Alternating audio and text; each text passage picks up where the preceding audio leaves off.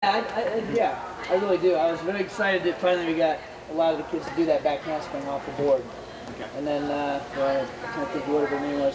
The kid from Legacy had it like down. I was like, I wish I could take a video of that, because that's what, you know. Do you have any other commonalities you would see as a group that you would say to the coaches that, hey, take this home too and work on this?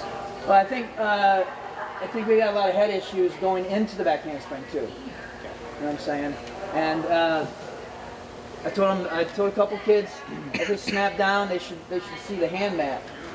You know, they may not see it, but if they're thinking about seeing it, because it happens so fast. And I saw a little bit of correction there. Like one kid, I saw it. You know, that type of thing. So, as you all know, it's such a complex vault. And there's so many little things, and most kids can pull off something, but you know, unless you're Simone Biles, it's perfect. But you know, so looking at the core and looking at the hurdle and looking at the hand placement and looking at the head. You know, so I think a lot of times we forget to coach the head, especially going back into the back handspring. But if the head's coming out in the round off, then it's most likely going to be out on the back handspring. I just had a question about that, like with all these drills, and everybody's got good drills, and we're watching these girls start to vault here, you know, with the hands back, and my question is, like with drilling young kids, and you have a kid who does their drills maybe here, do all the coaches still really work on here? Are they letting the kids, like, are we trying to coach this out of them even though we watch really good vaulters do it? Simone's a little more out. Maroney was just bounced off her bones off her hands. She didn't go here at all. So my question is for coaches, you know, do we coach that out of them if they're good at it, or, you know, because we're so technical, or does everybody just work with the kids who do that and try to get them better at it? That's it. I don't know. I don't know what the big vaulters are doing. On the horse. What's the advantage? Is it for shoulders? Yeah. Is it because of shoulders and that's opening the shoulders That's up my to question be able to do to really good coaches. Yeah. But I mean, is it a flexibility thing then? But is anybody having success at opening here? Because you're watching really good vaulters now do this a lot, and I always coached, you know, reach back like we did back handsprings with the fingers slightly in, but now you're watching really good athletes not. Impact on their wrists too, obviously. Yes. Elbows, wrists. What I took away from you full progress is putting that bonded carpet foam at the hurdle line. I went back and I did that with all of my triangle drills, and I cannot believe the difference that was. Can you guys hear her? No, I did not. Speak up, Nancy. So at Forward Progress Camp, we were doing roundtable, and David suggested they have a piece of bonded carpet foam that they put, like, what is it, like the dimensions are like this. 18 inches. You want your girls to try and hurdle. And I went back and started doing that with my girls immediately, and that made a huge difference when I look at how close they are to, you know, when they're putting their hands down, helping them get their head He forward. has a hurdle foam. He's a foam that's on the runway. So basically, what she's saying is, like I really try to keep things as simple as possible. I just look at as kids don't have complex minds yet, so I try to keep it simple all the time. So I know we really want to work the run and the acceleration and you know, the stretch through the hurdle and the extension.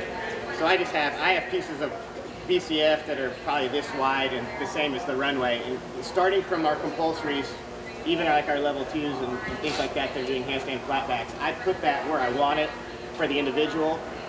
So when they have their run, it's maxing out their sprint to that, and then that's maxing out their jump to the board. So then I'm not really coaching acceleration or stretching my hurdle. All they know is they have to kind of haul ass to get there and jump real far to get there in order to make it. And then I just carry that through all the way through your Chenko training. So it kind of eliminates all the effort and energy putting into steps and counting and stretching your hurdle and getting your hips and your feet in front or whatever like that. It just kind of self-corrects it. So that's the drill that she was talking about, just something that works well for us. Yeah, something there. Oh, no, I just, to add to what his whole answer about, when we get carries over to the other events, they're not going to go to the outside, I'll do that or a double layout. You don't go there, you kind of reach back with your pinkies there, on a double layout, or in that case, it's or a series on me. So I would just see that this would cause problems for being later on as well. You may have a couple block for a couple seconds, but I think about the backhand spins and everything on the floor, it's a reach back concept, pinky back, arch it forward, and that carries over to the other events. So yeah, it may help there, but I would assume that would help the other events. And I would agree with that comment. The most common you can make every event similar to each event, again, you're keeping it simple for your kids. If a handstand is a handstand and that handstand applies to everything you do everywhere, and it's not, well, my hands out handstand or my hands in handstand, or, you know, there's just too much information. So I think that's very valid. Or I went right to, can they even get their arms there? Can they get with their ribs in and their back flat into their arms? Even go to that. And we're asking them to do it. It might not be easy. Flexibility. I think wrist play is helpful. I think a lot of kids adjust their hand position because of wrist pain. See a lot of kids that are out are wearing wrist supports already, so I think they've got flexibility issues. They get tape this way, turn, so they can turn back this way, and so they open their hands and decrease the angle. So Jared, I'd say the answer is yes. Work it out. Well, my question was because obviously Maroney, nobody coached it out of her. Like they let her go with it. But as a coaching developmental kids, like he said, we keep everything the same where they're reaching the same.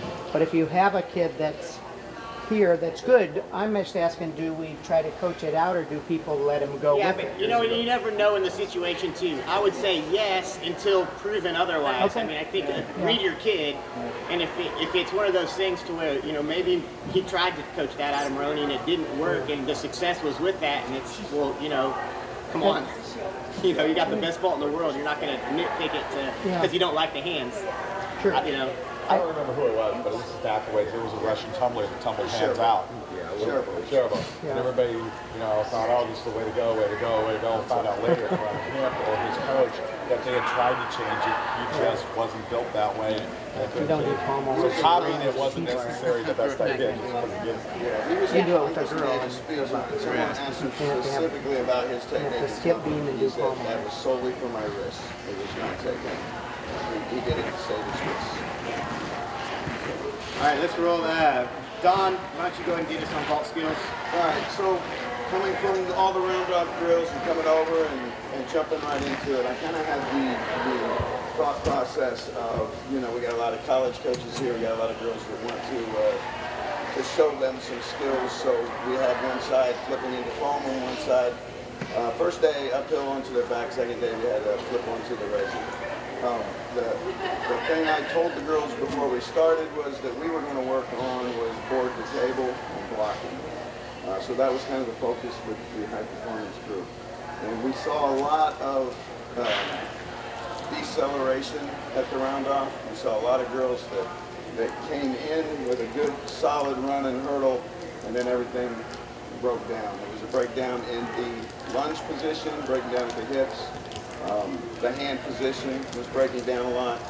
And then, of course, I honestly think that there's a lot of mental breakdown too, where they get this good run, and some of them have great round-offs, and you can drill them to death, but as soon as they hit that board with the table behind them, there's that little hesitation. They aren't being as aggressive from the board back to the table as they should be. It looks really good, and then everything just breaks down right at the board. The other common fault was the shoulder angle coming onto the table, which limited their block. I guess my question, just for discussion, is seeing those things, what's your recommendation on fixing those things? There's got to be a lot of work on hand placement in the round off and hip angles, and getting more of a lunge in, and it seems like you're getting that push off that front leg and breaking down. So just keep up. I know everybody's going to round off this, but what's your opinion on hand placement? Well, I prefer one to stretch that one in front of the other. And we get, I accept 45 but we got a lot doing. There was still a lot of that in that first session. So primary focusing on extending the hurdle, Second move, hand placement for high performance games. and then coming back to the table. You know, a lot of the position, body position on the table comes from the body position on the board. We're compensating after they've made one mistake. They're trying to get their hands back to the table before we set up the hit. What board positions were you seeing as a trend? Everything was pretty much between 5 foot and is that what you're saying? 5.5 foot. Was No, probably- I'm saying as far as what were errors on the board. on the board? What were the errors you saw? It was just chest low breaking this, not getting the chest up finish. And honestly, I would say half of them I would attribute to just not being aggressive. There was a mental holdback there. That they were afraid to go back to the table. That's why I as fast as they What need. can we do to fix that? Go back. Go back, soften, Take the table focus. away. Yeah, just have a springboard. What can we do to get the fear out so that I'm trying to figure that out. I'm not being clear. go back? There you go. I know, like something that sounds so basic and kind of silly, but for my little kids, I've been having them because on the floor, I feel like they don't ever like run into a round of back swing as fast as they can, but we're expecting them to sprint down the runway and keep moving that round of back swing. So in the corner, I can have them take 2 or 3 steps, really sprint and round it and get those hands back just in the corner. Be ready for the rebound, be safe on the punch, be ready for it. But just getting braver about even on the flat surface. And in 2 weeks, I feel like, they're not there yet, but I can already see them getting stronger, getting a little bit braver just on flat. Instead of just, okay, 78 feet and run, why are you slowing down when they want to do it from 4 steps in the corner? Into a movable object. Right, exactly. That's taller than you on a hard court. Yeah. So And another that's thing been to do is helping. to look at that same kid on floor. Right. And see if they're breaking down in the round off on floor as well, or if that's only happening on ball. Because that same high performance kid is probably going 3 steps to a round off 1.5 front, or maybe a double cup, but not a double out on the board. Or what to do. So that's helpful. We do that as well on one of our stations a lot of times. It's just the board and the foam pit and try down the legs. But anything to get them to invest the hit if that station's available, Yeah, well, they're talking about the mental aspect of the ball. Try transfer the round of that handspring into the table as fast as possible. Something that we have done that has helped our kids. We got one of those 8 inches, like real soft, break it down, we put it on top of the table. Where it covers the front of the table and the top of the table. And we got the mat, like all the way, pretty much up to November. We ball with the mat and allows them to get rid of the vision of the table and the ball. So we've seen some kids running, flipping, and hitting the table. Lower the table. Lower the I table. lower the table where the mat is adding to the difference of the height. So putting the net on top allows them also to work a little more efficiently in terms of injury prevention, risk, as well as to get rid of the vision of the table and look at it as a recipe where they're able to do the ball correctly, be able to do the layout, the snap down, the twisting, whatever they're working on, and helps them to become more aggressive, to develop a random speed into the table without having to slow down. We were going to do that today, this weekend, but they didn't have any of those matches. Yeah, there is one right there, look at it. That's my newest man in the gym. I was going to say the same thing. For the fear for the speed, I've noticed, especially when the little kids start, throw the 4-inch right over the ball, lower the ball to like 3, put the 4-inch over it, and they'll go flying over. They don't get afraid at all. But I think we need to do it with these kids now because they're still seeing the fear. So not just with the little kids, do it with these guys too. Yeah. You know what's funny is I tried that and they tried to resist it. I don't like this. One more thing I'll just throw in, something that I really like to put into my circuits is I circuit in just round off layouts over the vault quite a bit. And that just creates, it forces them to create that backwards energy over the vault. So it's a little bit of getting over the fear of pushing back because they're trying to clear that vault table.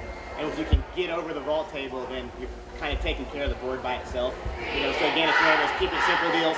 If you do a layout over, If you do layout over, you've positioned right, you're creating the right direction, you're creating a tight line. Now you can just add into the block. All right, Don. Wait, Nick says keep doing uphills during season. Yeah. No, I think I'll just dovetail right into that. He's told me anyway. I look at uphills two ways. It's giving them a challenge, so they have to go, higher staff and more powerful they have to go just to make it. But it's also a giant catch mat where you don't have to worry about flipping and landing, even into loose foam. You're just going to go up. So you can really focus on being aggressive on the beginning. I think a great idea about padding with little kids until they can get dialed in at full speed. I think level 8 and 9, and I know this isn't that camp, a lot of those kids spend a lot of time slow, and then they almost have to retrain versus getting them comfortable and confident at the speed they can handle, and keep that envelope right on the edge of their power range, not doing a slower, weaker vault and then trying to fix it later, because we all know practice it slow, you get good at doing slow, so fast you get readjusted. Jumping back, I thought of all the camps I've ever done, this has been the best as far as technique. I think we made great strides. A lot of the hand placement issues are getting a lot better.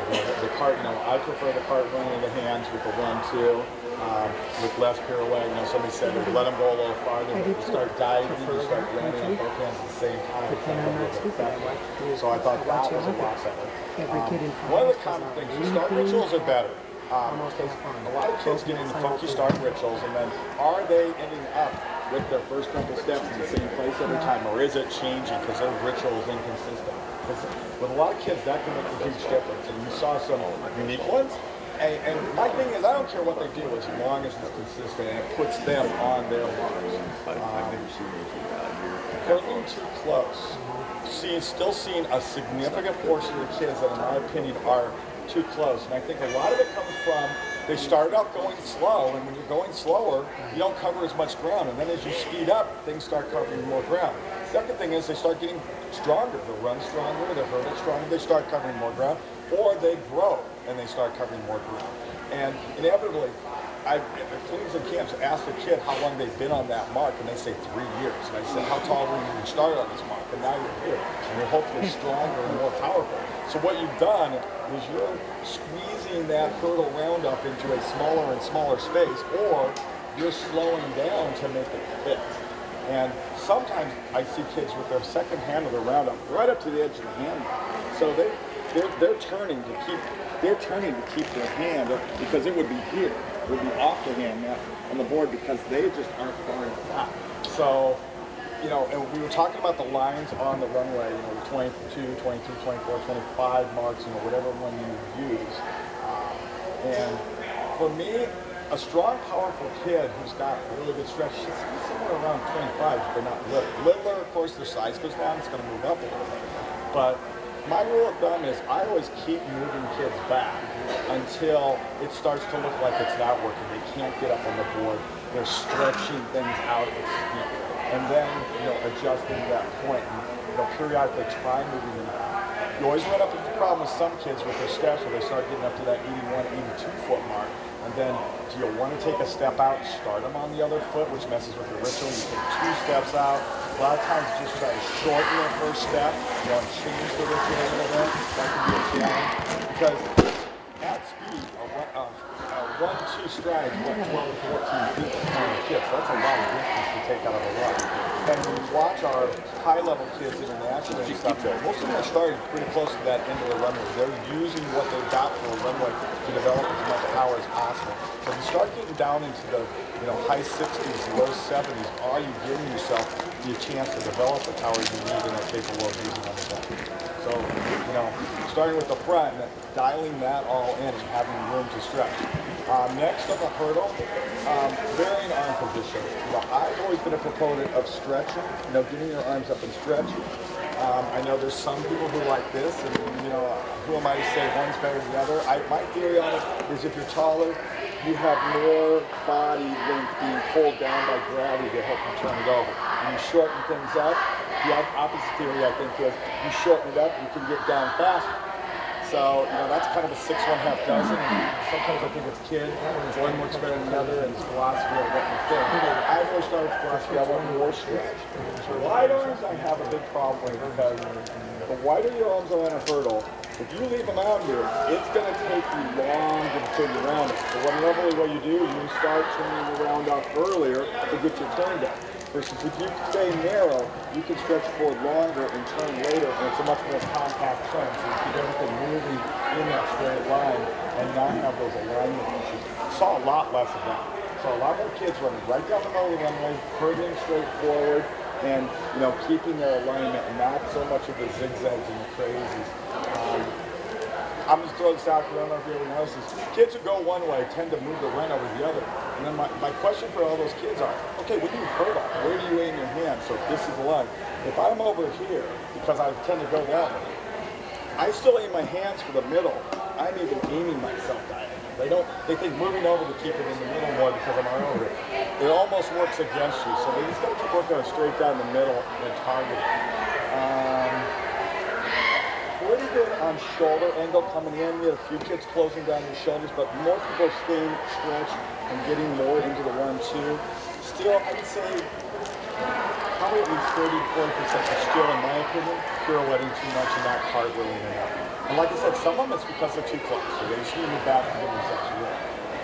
Shaping on the board, probably one of the most common things is, and this has been talked about a lot in the last couple of years, is shaping the round smaller, arms down, so you can turn it over more and then drive down, versus coming off your hands and standing up. In my analogy, it's the difference between setting a layout and doing a whip. You don't do a whip by coming up on the mat. You do a whip by rounding back and driving. And it looks like to me is more of a whip, double layout technique. And too many kids do more of a set that they're setting tall for a high lat, where they're floating a free fly, and then to compensate, they think, oh, I'll throw my head back, which we all know is the worst thing to do. A lot better on head positions. One of the most common things, kids coming off to try to get back, instead of being patient with their head and letting their arms catch up to their ears, they're still leaning back and trying to get their arms back. The faster your head goes back, the more it slows down. There's so much power to it. How much time do I have? Okay, 30 seconds. Timing shape changes during contact. So one of the things I see a lot of kids doing is when's the most efficient time to develop power on going back while you're punching the board, when you're pushing against a surface. So if you're punching and your shape change is happening at that same time from here to here, it's going to develop the most power. If you punch and then you shape change, you're in the air, you're flying, the shape change just opens you, it doesn't create rotation. Same thing on the block snap. Still seeing a lot of the middle to weaker vaulters very late on their snap. The last couple of rotations started to get a little tired and turn the video on just a little video. You still see a lot of kids, they're coming off the table and they barely started the snap. The tail end of the snap, or the tail end of the block is getting a little snap versus snapping and blocking at the same time. So you're pushing against the surface as you're snapping to create that rotation. And a lot of them go, I'm hiking down. I said, yeah, that's the result. The cause is way back here, whether it's your head or shit. I could go on for a long time. No, I know you can't. No, get information. Any questions for the Dons? The Dons pretty much at the learned table? everything I know from Todd and John. So, I'm serious. I'll just real quick comment. You talked about kids with wide arms. I tell them to look, get them in here and look through their thumbs. I know Savannah from Oakland was coming in here, and I just, get those hands here and look through here. Now, if you're out here and looking at your thumbs, you might be doing this, okay? And like the next vault, she changed that, went straight over the top, didn't have that big thing, so just keeps them a little bit more. You just told them, tell them to hold that block. Like on your running drills. Just grab that block and round for up. the floor when they hurdle, and they hurdle, and they got no tension in their body, and they're just, we think they're preparing, but if you remind them, the hurdle is preparing for the floor. If you have any sag at all, it's going to magnify once you hit the floor. So preparing, having body tension through the hurdle helps them get off their hands a little faster, establish a little more rotation. I'm going to cheat and say one more thing, dovetail on that. I saw a video a year or two ago on sprinters, and one of the things they concentrate to develop more power and sprint is tension in your body and actually almost pinching the floor. And so that related to me during gymnastics. The kids who are looser, when they're pushing against surfaces, whether off their hands or off their feet, it's less efficient. So that tension and tightness creates a lot more power. All right, let's go on. Bars complex. John, hit it, bud. Yeah, there's some good, but I think that's looking around. Bar basics is an area where we can increase our overall regional team score tremendously. We had 5 kids. I did long end kips and glide kips, sets of 5. We had 5 kids in the camp that scored an average of 8. Okay, and that's given a half-tenth deduction for not opening all the way, or an arm bend, or a not stretched glide, or a flex squat, or whatever.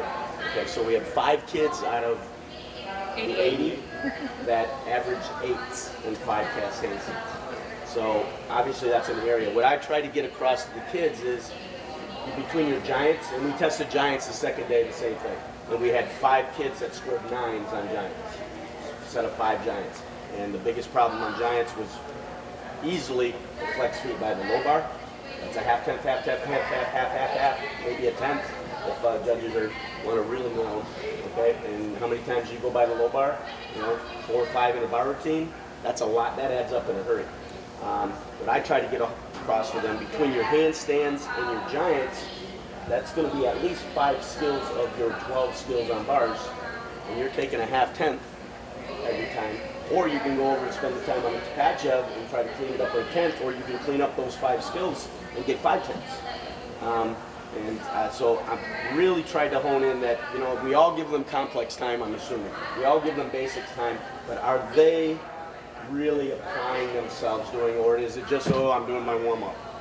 Okay, that's important time, and I don't think maybe enough emphasis is on how important, how perfect the handstand needs to be, how perfect the stretch needs to be on the fly, things like that. I think Chad and we did the same speech for every group, and it started with there wasn't one kid that didn't have a glide deduction on a jump glide. Not one kid in the entire camp. Maybe they weren't thinking about it, maybe they could do it, but not one kid on the opening glide, and probably, 60-70%, at least of the 9s, maybe even higher, start with a glide kick. So you're giving away a half-tenth before the routine starts. So I just hone in on the basics time. It's not warm-up time. It should be supervised. It should be corrected. And I think maybe a lot of times it's the warm-up time where the coach is getting ready for the event and the kids are over by themselves. And really, I think it needs to be a little bit more picked apart. We get so hung up on just worrying about catching the skill that we're letting the handstands go by, we're letting the glides go by, that we're not correcting that, only talking about if they're catching on that. One of the things I heard a lot of is from the judges is that knees through the top, that knees through the top, even if it's just a little. And I know one of the judges said, I asked the girls, and they said, we can't feel it. So who has a great leg tightening drill for the bottom of that tap? Dave had a great one yesterday, and I used it the next day for the Giants. Just hang on, just put your hands on the low bar, put your feet behind you either in the pike, with your feet tucked under, so you're hanging, full extension, and feel how tight you have to be to keep your knees straight with your legs. So you're in this hyperextended with your hands on the low bar, and feel how tight your knees have to be to hold that for 10, 15 seconds. And I think that really highlight. The other thing is videotape it and show them. A lot of kids are visual learners. They can't feel it. You show them and they go, whoa. Yeah. And the feet thing yesterday, I actually screamed at one kid. So we took them over, and she didn't know. She knew she flexed her feet, but she didn't know they looked like that. Wearing army boots by the low bar. Okay, I'm going to go the opposite real quick on that one. I've actually asked my kids to completely flex their feet on the single rail as hard as they can, because then their legs have to go straight.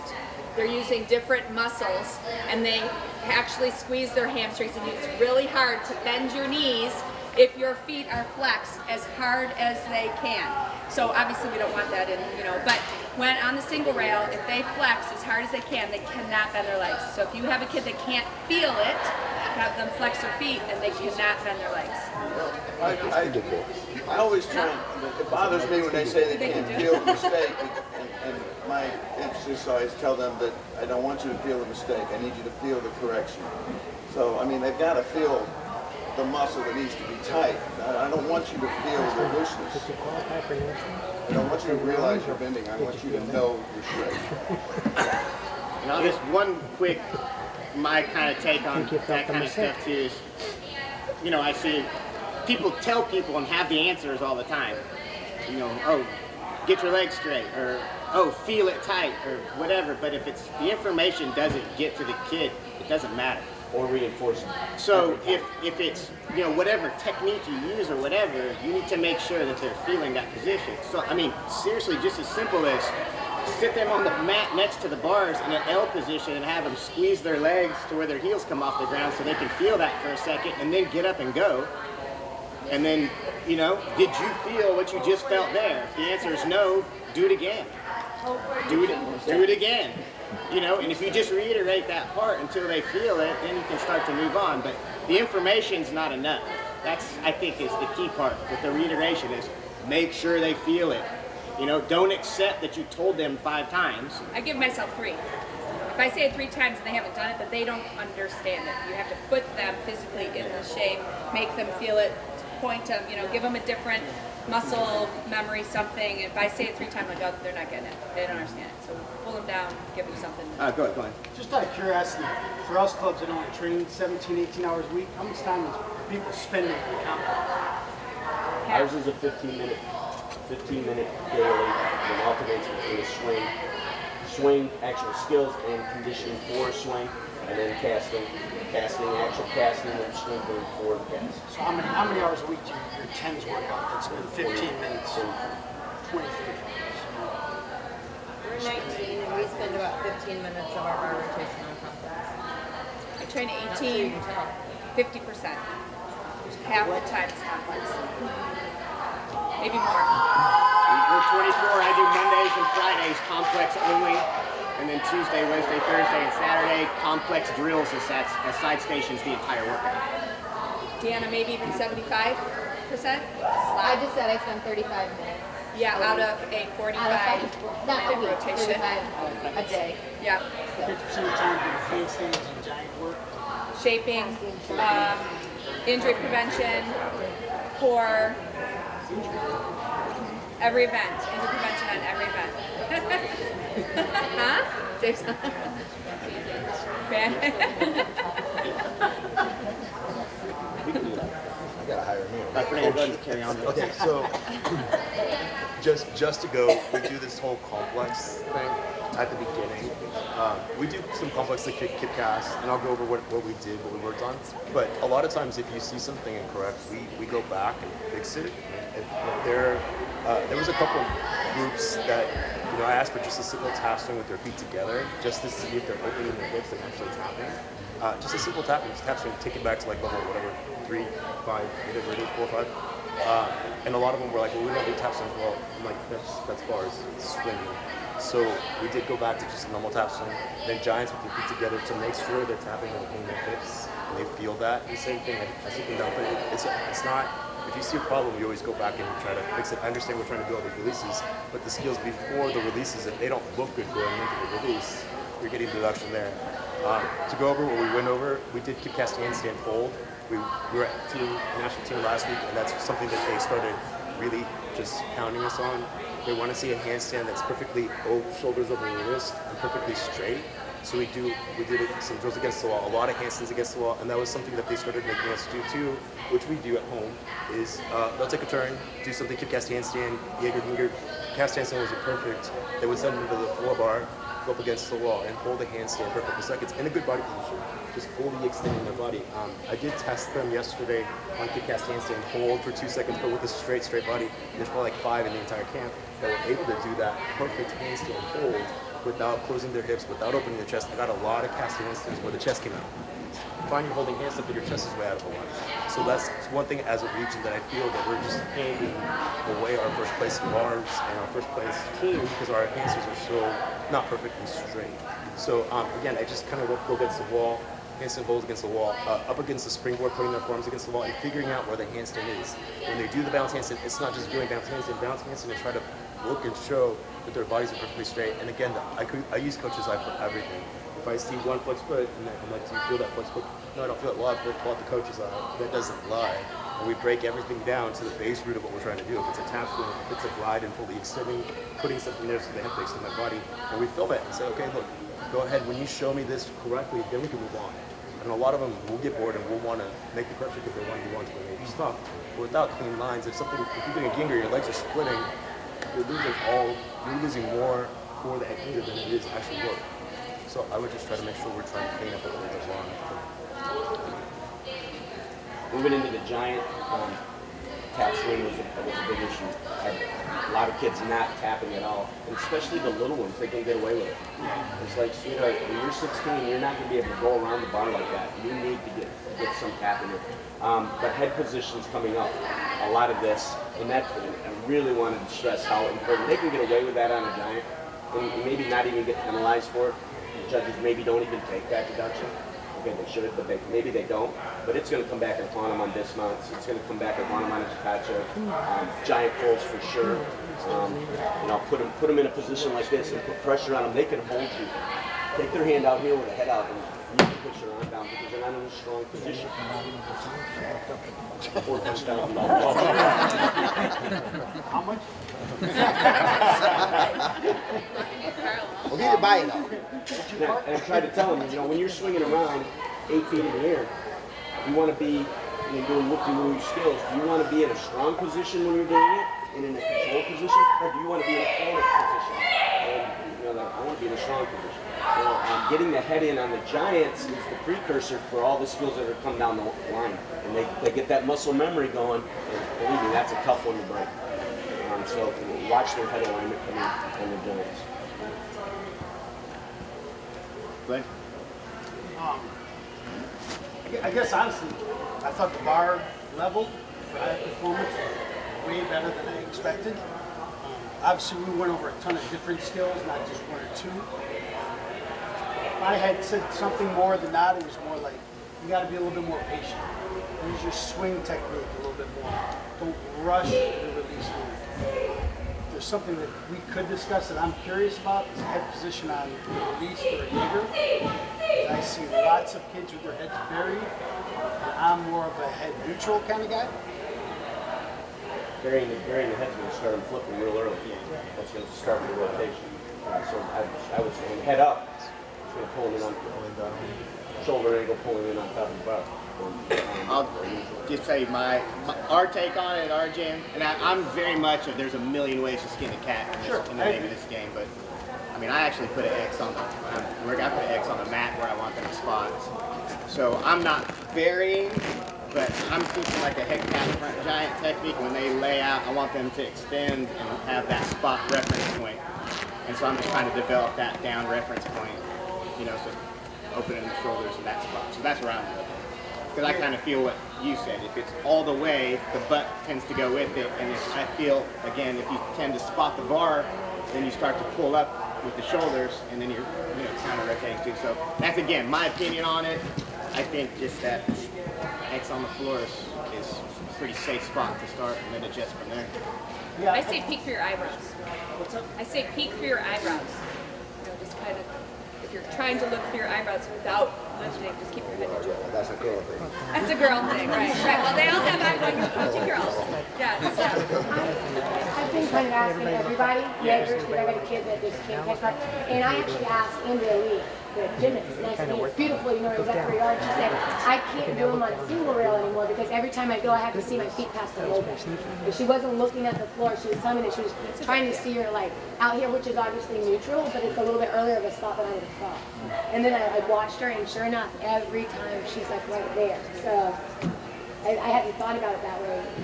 Yeah. I talk to them if they swing through, through their hands. Yeah. Are they letting go too early too? Do a front giant more through their hands first before they. So that's helped me a lot. We do lay out fronts off the bar. I don't know what you were thinking. Did you see a lot of heads buried on Jaegers? it was probably like the overall theme I saw. Rushing. I think just More common than anything else. I mean, obviously outside of getting your feet a little bit tighter, get your head a little bit more neutral. It was probably the one thing that stood out the most to me. Yeah, and with the high performance kids, like dismounts too, you know, they're starting the full outs and the double layouts and that kind of stuff. But what are you looking at? I don't really see anything. You know, whether you're going to spot the floor, you know, you're burying on the way down, which is going to make it kick back over the top. You know, finding something so you know what the floor is. But you know, like this, I don't see my feet. I don't see the ground. I don't see anything. So figuring out where you want to look.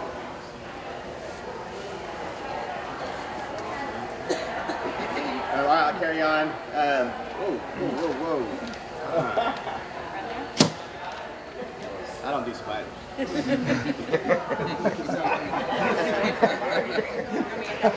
he's under there. Yeah, I would say high-tech bars. I kind of came in, you know, with my game plan was Region 5 kids have good elements. We have a lot of D skills and big skills. What I noticed at Nationals, you know, I felt that we performed a little bit soft and not precise on our execution, not precise on our handstands. So I tried to make the kids this weekend really train kip cast handstand to mark the beginning of what they did, and whatever they did, I had them finish in a kip cast handstand to mark the end, and then really tried to focus on having them feel execution in their elements. I would say that we probably were well in the 65% plus range of loose execution. So that's back to what we were talking about earlier. Just do what you do, but make them feel it in the proper position might completely change our results just on bars alone in our overall standing. And at Nationals, you know, a couple tenths here and there is going to do the job. Taps everywhere. Taps was, you get two things. You get the execution deduction, and you also get the loss of dynamics. You know, so if you're trying to crank double layout and you're bending your legs 90 degrees, which I saw 90 degrees a lot this weekend, it's like swinging a tuck giant. You know, you're not creating any dynamics out of that position. You know, so it's just a weak swing. So you're getting an undynamic double layout on top of two-tenth deductions going into it. Plus, you're not going to shape well, and you're going to land bad. So you're excited about a double layout, but at the end of the day, you're really just choreographing in a 4/10 loss in your routine. You know, so really working on the tap efficiency, the eyes, heads were all over the place. I agree with that when I saw the skills. I would ask a lot of those questions too on dismounts and you know, what do you spot when you release? What do you spot when you release on release moves? And I would say I was relatively high percentage that nothing. Yeah, you know, my answer is nothing. I just kind of swing and let go. You know, so I would find drills. I did a couple drills with some kids that were doing dismounts. You know, something that I use is I get up on a spotting block with just a swim noodle, and I have them swing giants through the swim noodle and tap and kick through that position and spot it just to create a muscle memory reference point. And then they'll do sets of giants through that, and then I'll have them do even little level 7 kids learning flyaways doing that and hitting the mat through their layout just to develop some consistency. So it's not just telling them where to do it, it's making them feel something. I like that to help it, but I would say pay attention to that. Release moves, lots of Tkachevs, I would say have what I call dead swings. Okay, no action. So I saw lots and lots of Tkachevs where kip cast handstand and we're just falling and throwing. You need to work the backs of your taps. Okay, so I would say on all your releases, on your Jaegers, on your Bales, focus on the fall side of your taps and start creating action and bend in the bar there so you can actually get up and turned over and not up and down. Okay, because once again, if you're just doing this and throwing and going up and down, it's amplitude. I mean, it's a wash. Yes, you find a Tkachev, but you're going to get more deduction when the skills work. So I'd say pay attention a lot to creating some push, using the bar in the back on your taps. You know, same general stuff, toe hets, rise and turnover. I think that's a built-in deduction too. I think any judge that looks at a toe heck or toe heck, however you call it, it's just an automatic deduction unless it's just so unbelievably huge, you know, that they have to give it. They'll probably still take a half tenth on that one. So working those things up. Body tension on the tops and handstands, just being active in squeezing abs and squeezing seat. And a lot of, I like to take the kids and work them through one-arm handstands and just feeling support changes and twisting on one arm and maintaining tension when they do that. So when we're doing our blinds and our 360s and that kind of work, we're not swinging here and creating uncertainty in that and then using it into a combination which creates an inconsistent combination. And we're trying to force the combination, but we have no start and stop points. So it gets to be real messy, gets to be scary, things happen. So I'd say work on tension drills, one-arm handstand drills. Sorry, I was trying to turn it off. Yeah, and then I saw a lot of in-bar work too. In-bar work with the toe handstand. My opinion is get to the toe handstands as quick as possible. I still like the clear hip at the beginning just to teach the drop and the shift of the wrists and the open. But I would say get into toe handstands. It's so usable. Toe handstand, toe half, toe full, posh, gray. It's ungodly all the stuff you can do and just rack up bonus out of one strong fundamental skill. So I'd say get into that real quick. But really work on I like to work on trying to get the feet under the bar as much as you can. As you get under on contact, you're going to create energy going up. They're not going to have to work so hard. So then those kids trying to do toe half, toe 360 are going to be pressing into an arch and trying to work through their skill. It's going to swing up through a little bit of a weightlessness and they're going to be able to push through it. So I'd say work on a little bit later drops on our in-bar skills. Tension on the top. So I'll leave it at that for bars. Since we're a little bit short there. Anyone questions on bars or we want to move on to beam? Solid? Okay, good. This beam complex. Rachel. We talked a lot about maximum extension and beam complex, and I feel like that's kind of what John was saying on bars, of just making sure your complex is perfect, because on day 2, we did basics for connections, because a lot of people are trying different connections now. I feel like an aerial swing through switch stick or whatever, but they couldn't do a cartwheel swing through switch stick. And I think if you can't do that, how are you going to expect an aerial to happen? So I think just making sure that your basics are exactly perfect and not just kind of like halfway coaching your complex, I think is really, really helpful. It's boring for everybody, but it's going to make everything better.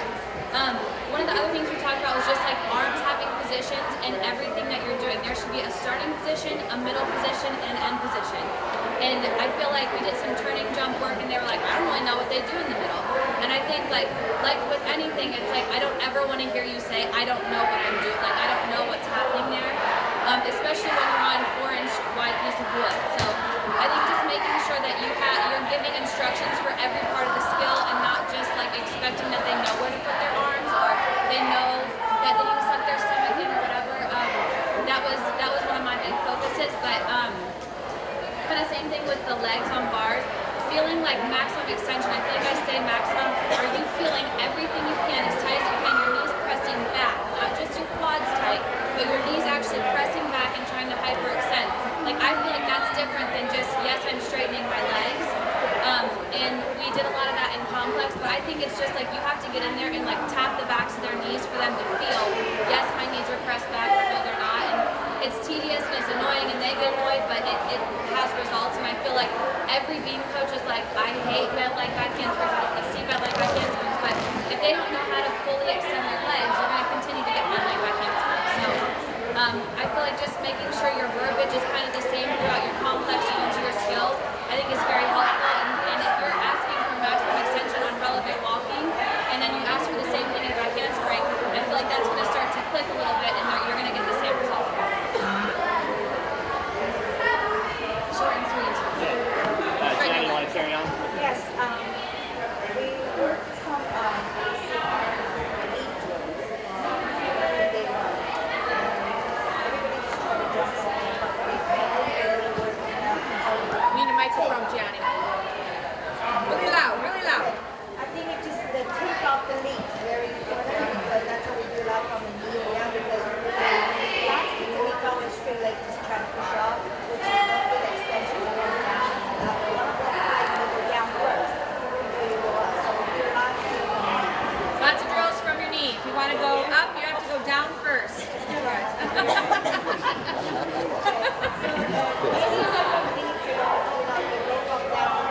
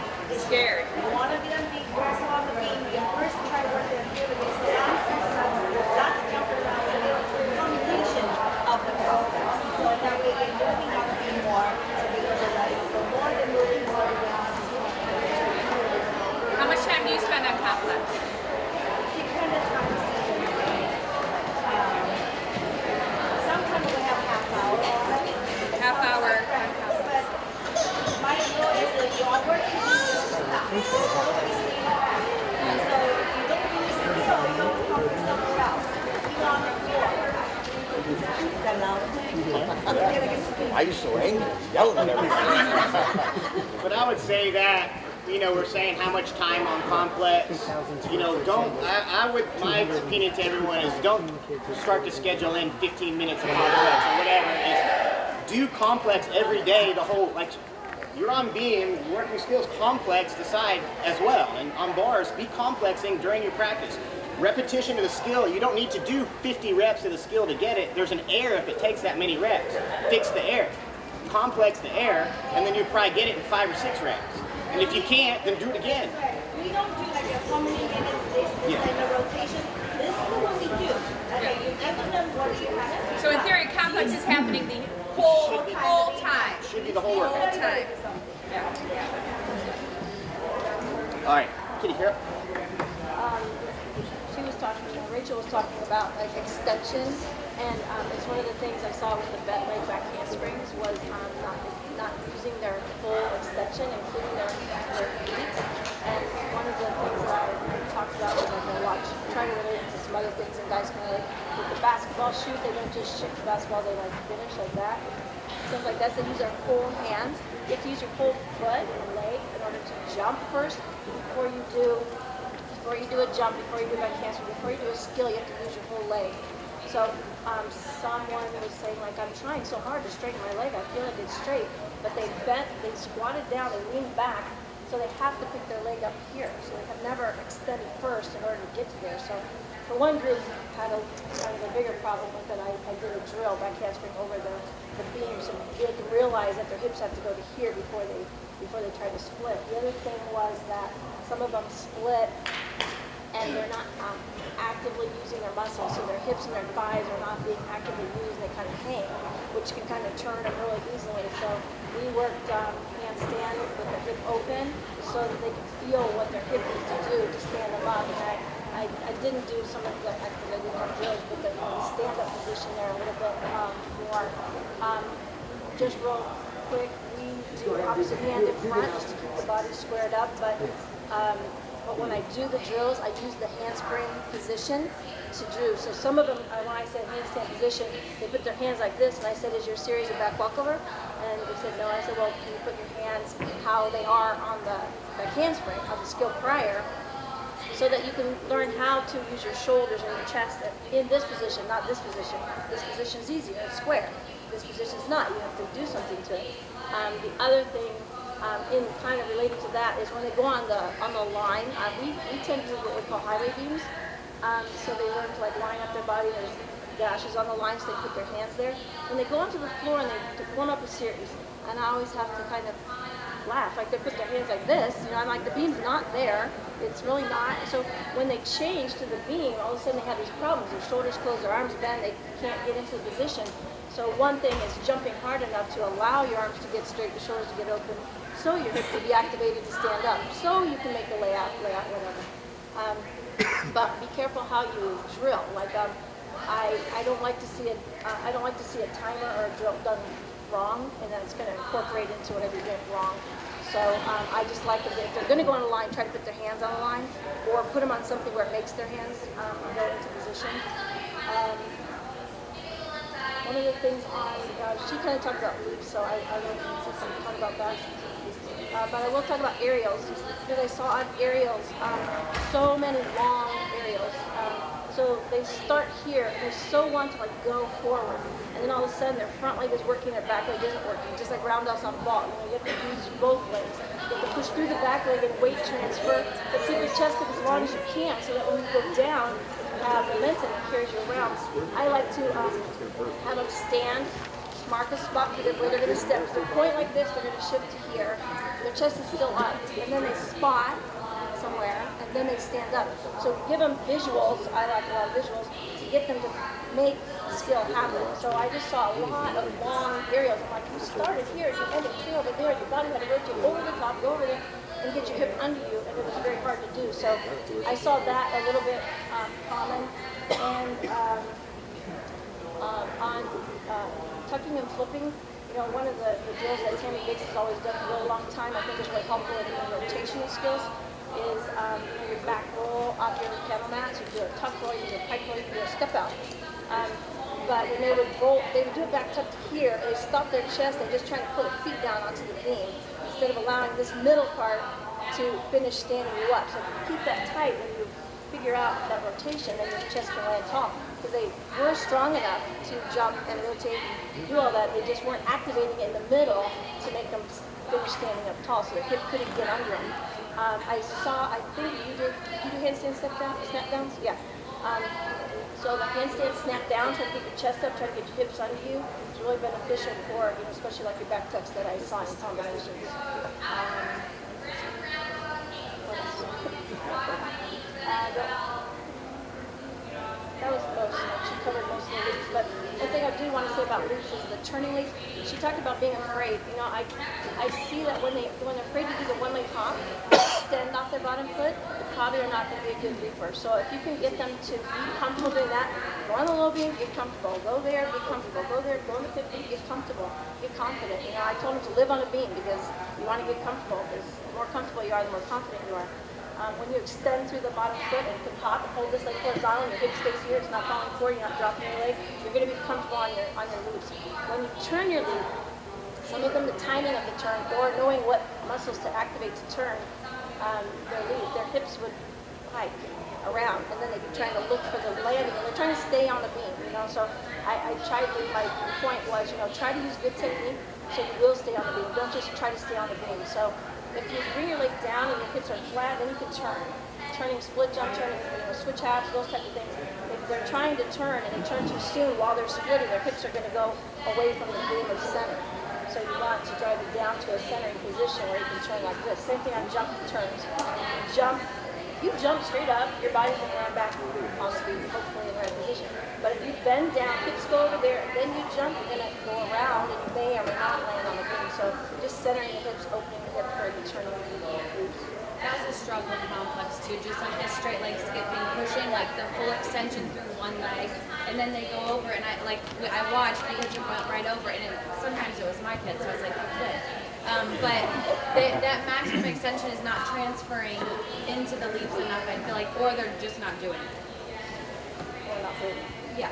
And I'll say to everybody, I'm a advocate. I don't believe the compulsory program translates into the optional program. That's my personal opinion. It's the complex work you do during compulsory gymnastics that you apply to gymnastics in the compulsory world that transfers over. So these things that we're talking about, extension through the legs and the jumps and doing straight-legged hops, those are very elementary elements that can be mastered while your kids are competing level 2 and 3 and those levels. If you take care of that business, Competing level 2? Sorry. that business at the young age, then when you get into the optional level, you should be able to have a little bit more of a basis of fundamentals of, apply the complex stuff into your compulsory. Make sure your compulsory groups aren't doing routines, because then you're going to get to the top and the transfer is not going to happen. So take care of that stuff in your compulsory. Catherine. First day we did a lot of tumbling. We started off with just series work. They had this, I'm going to make you 10. This is one of the best things I think I've seen. I haven't been on my tech for a while, but there weren't a lot of form issues. Some of the techniques didn't necessarily usually a lot of that goes things. So I was impressed with that. So we did a lot of good series. We tried to focus on our landings because I think just like everything else, they throw things and don't think about where body parts are in the middle and how things end. So we really focused on the landing. I like a really long lunge, lean lunge, so we tried to work at least. I didn't want to change how they land, but I wanted them to have a plan on how to land. So if they had, they pulled together and they had straight legs, then they needed to be pushing into the beam and finding their posture to stay tight. If they're going to do a lunge, then they needed to move the lunge, not just be in a shape. They needed to work the lunge. So we worked on that, and then we tried to add a skill somewhere so they could be tumbling down the beam and do 3 element series. A lot of them did a really good job on at least attempting. Problems I saw once they started trying to add something there, then they changed everything else to coincide for that. With part of it being fear, part of it being new, and part of it being the technique-wise. So I tried to remind them one thing at a time so they could finish the first 2 skills before they add on that. They did a good job. And then yesterday we started with switch splits because I believe probably 100% of the kids did a switch split in the routine of some sort, either a switch half or a combination of that stuff for weeks years. So we broke down the switch split, and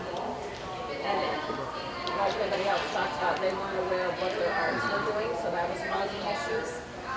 So we tried to focus on whatever technique they used. They needed to know where their arms were and have a plan path every time to work the connection. So we just did the leaps to a stationary position, knowing how to learn for a connection, that they can't swing, they can't pump. We had a lot of them that would straighten their legs, trying to go into a connection, so that wouldn't work. So we talked about that, and that took a little bit of time, trying to find their center, find what they were doing, and not doing the double pump or straighteners. Then we had Linda, we were individual league series, we had Linda telling us, I get it, no, it is why, kind of thing. It was mainly the pumping, I think, or the arm switch. So back up a minute, we did switch splits into finished arm positions on how you wanted the beam to take off of the next step. So the kids do afterwards. Then we did some dismount work and working the stick. We really had an issue with most of the dismounts. We had a couple not getting the full extension off the knee, especially for double backs, and tucking rather than working their shins over. But overall, I think they were pretty good. We only did 2 trick routines, and they had to do between 3 and 5 trick routines, just doing their skills in the routine. At this point in time, they should all be probably doing that, or at least have a plan of what's going to be in the routine. And I think we got most of that done. Most of the time, we ran out of time. We were busy yesterday. They really did a good job. So I guess overall, I would say they need to be a little more aware of their body posture and the middle connections and what their arms are specifically. They were all throwing really good stuff, and I was very impressed with the level of skills and stuff. Questions for any of these guys? Yeah, that's good presentations. We have questions. Dave. Yes.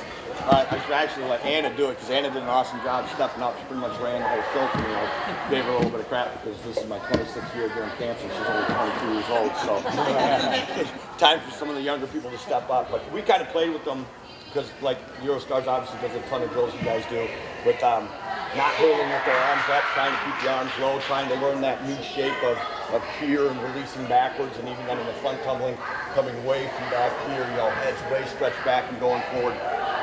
Kids were very receptive because a lot of them haven't been doing a lot of head springs. So when you look at these guys, they're like, you're going to do a head spring now. They're looking at us with a little smile, kind of like, what's a head spring? I haven't done a head spring in forever. So they really took to it, which was great. Because a lot of times, again, the upper level kids are like, I just want to silly drill. But that's pretty much primarily what we focus on, is really changing the body shapes and doing more, I guess, which is becoming common, is the more of the coming from here and whipping back into stuff, which it's hard to teach those little dogs a new trick because we've been telling them for years to hurdle with their arms by their ears. Run, get your arms by your ears and you hurdle. And now we're telling them to hurdle with their arms down here so it gets to the floor fast and turns over fast. So some are like this. Well, I got one arm the right way, the other arm instinctively went up. But I liked it. I enjoyed it. A lot of good drills, stuff that probably I need to do more of in my gym. Just come back to those kind of basics, and this is what this is good for. It's kind of refresh your brain and go back and go, I should be doing that. This is why my level 10 keeps not being successful getting that front full front or things like that, is because that early basic stuff. So there's some good things that I'm definitely going to bring back that I saw all over the place, especially the vault drill. The jump off the block one, again, it's reinforcing this new idea of getting here and whipping backwards. So I enjoyed it. I thought it was good. I mean, if you have anything to say, she did a great job, not gonna lie. I like the young bucks stuff. Great. Yeah, along with that, and then on the round off, just really snapping your feet as far in front as possible to get that, energy going backwards rather than a lot of kids are still snapping like straight underneath or back. So we did lots of drills going into the resi, and then we went to the tumble track, and that same thing, feeling the feet in front before swinging into the back handspring, which a lot of kids have a hard time doing that when we did like 2 to 3 back handsprings, because I told them you have to see your feet and see your hands in front before you even think about going for that back handspring. So I'd say most groups were really receptive to everything and willing to make the change, especially the older girls. That was a little hard for them at first, but they got with it. So. Yeah. Oh yeah, we did work on the same thing. A lot of round off drills. Mostly the first day, all round off drills. The good things I saw most kids using both legs. Try to activate, the front leg and the back leg working, bending both before they went.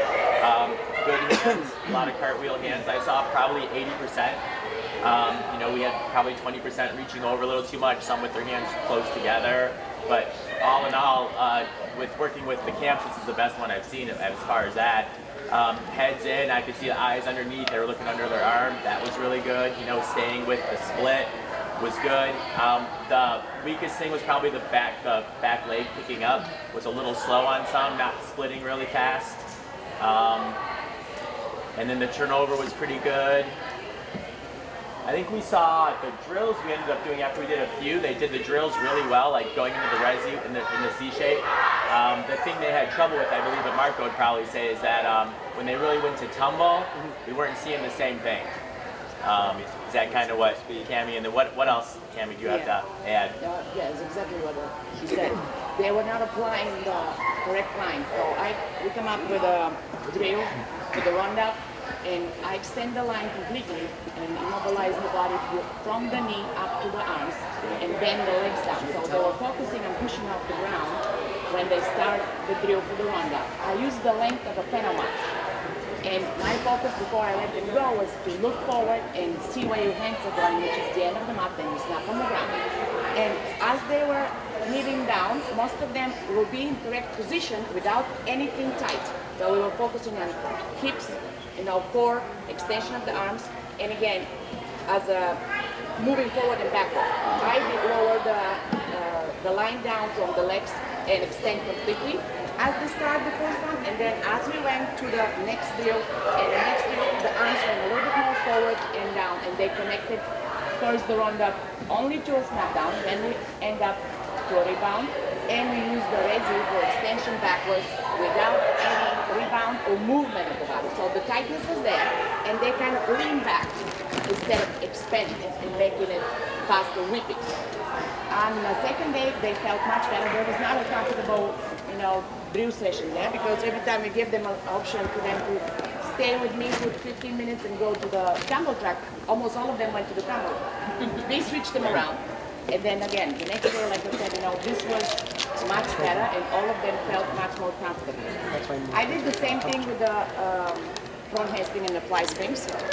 Now this was on the warm-up, when we start the floor rotation with the complex, we ask them to do passes. You have a lack of flexibility, hip flexors. Shoulders, pretty much the same. They do the stretching at the end, they do the bridges.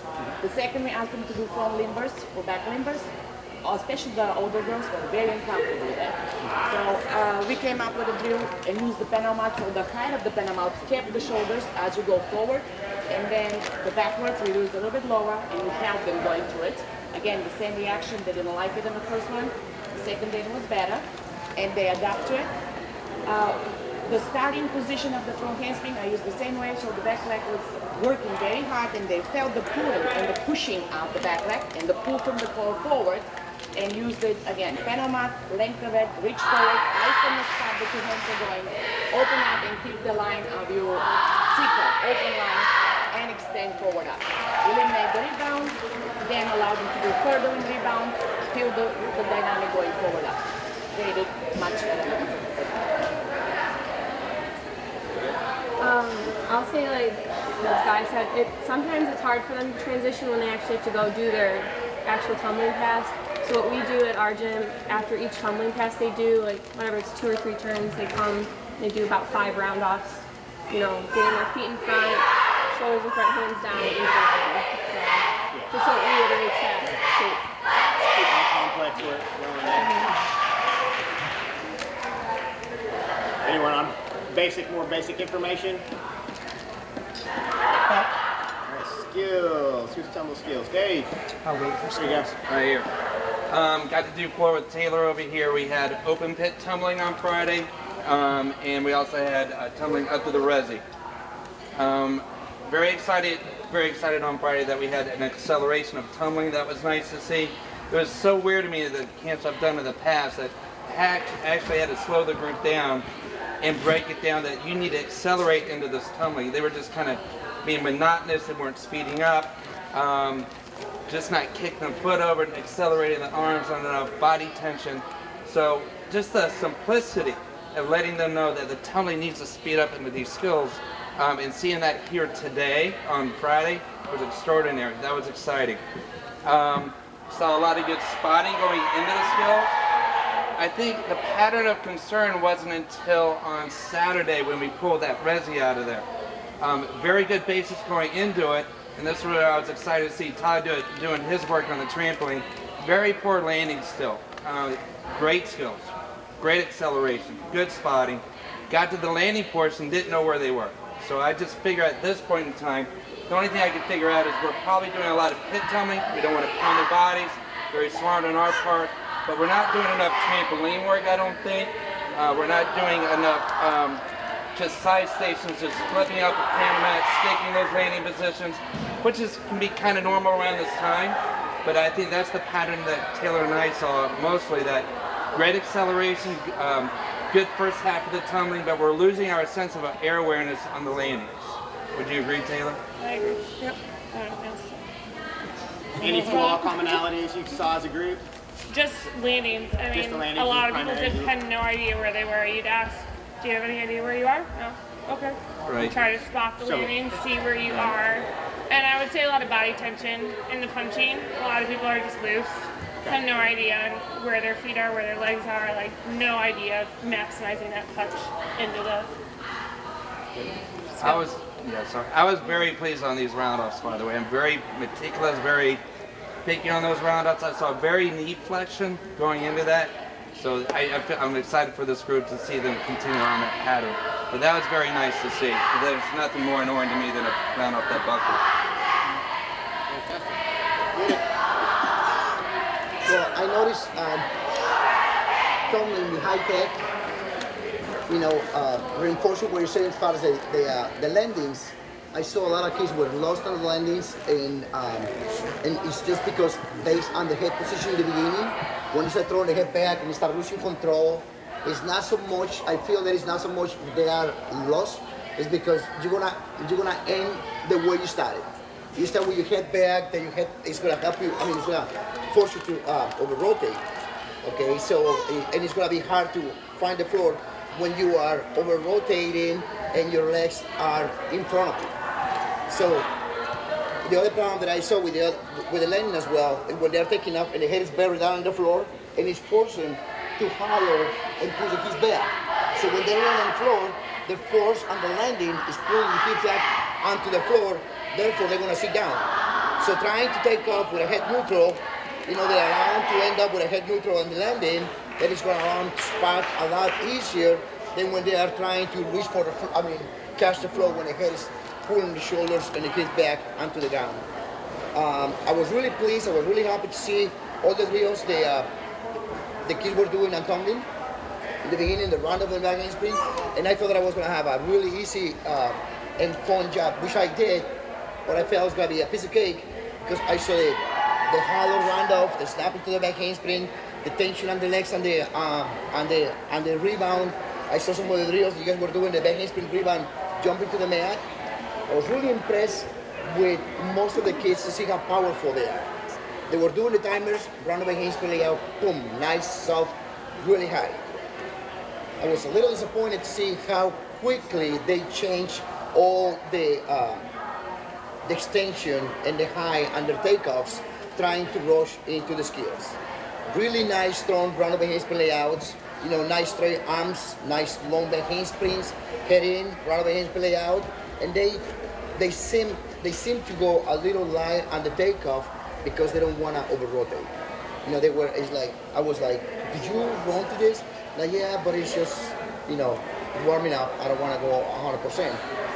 But when they were doing the skills, I was watching, breaking everything. They were working on basics, the bending knee on the roundoff, the bending knee on the arms, and throwing the head back on the skills, trying to maximize the rotation. So something that I was working with them is just trying to remind them how strong and powerful they were without applying so much force into the roundabout handspring. The longer the extension, the stronger the contraction. And I always try to use a little analogy as far as stretching a rubber band. So you're stretching the rubber band, you're stretching the part on top, and when you're releasing the part on the bottom, what's going to happen? It's going to snap a lot stronger, okay? But if you don't stretch that band to its fullest, the extension, the contraction is not going to happen. The snap part is not going to happen. So trying to maximize the tension in the beginning, when they release the tension at the bottom, which is when they start rotating, that rotation is going to increase the speed without having to rush into the speed of the rolling back handspring. So trying to be a little more careful, allowing the kids to stretch longer on the runoff, keeping the arm straight on the back handspring, and I think it's something that we may not be doing is a lot more above tumbling. You know, that we're rushing the kids into the skills, and that we're not doing enough timers to feel the tension right from the start. Run over handspring, do the feet, run over handspring, 1.5 to the back, fulls onto the rest for full lanes, or I'm sorry, for a double fulls. You know, so trying to be a little more patient. I think that we want things done so fast that we skip that step of the extension, the contraction, and not paying enough attention to the head position by doing above ground and allowing to spot. You know, because we are always like, what are you looking at when you're taking up nowhere? You know, nowhere. And I was having a little game with the kids. I said, I want you to tell me what show is on your TV. Yeah. See, they were thinking, what TV? The TV over here, you know. So trying to give them a visual when they're taking off to make sure the head is not through in the beginning. Tumbling questions? Just yeah, two things. Yeah. This constant battle we have with getting the feet through out of round-offs, and one thing that I do now on tumble track, when you tell a kid to round off straight leg back handspring on a tumble track, you don't have to tell them to get their feet through, because these kids want to do double backs and they go high. They go too high, too high, too high. And by the time they figure out, I got to get my feet under to go low, they do it themselves. But when we let them bend, and they do have a slight bend on floor and on vault, we're trying to get them to straighten right away. But when they bend, they're shifting weight, bending, and then straightening. So if you take away that option and give them more punching, then they just naturally get their feet under, because they want to punch and go that way. They don't want to punch and go that way. So that's one thing. Second one, I wanted to thank Dave.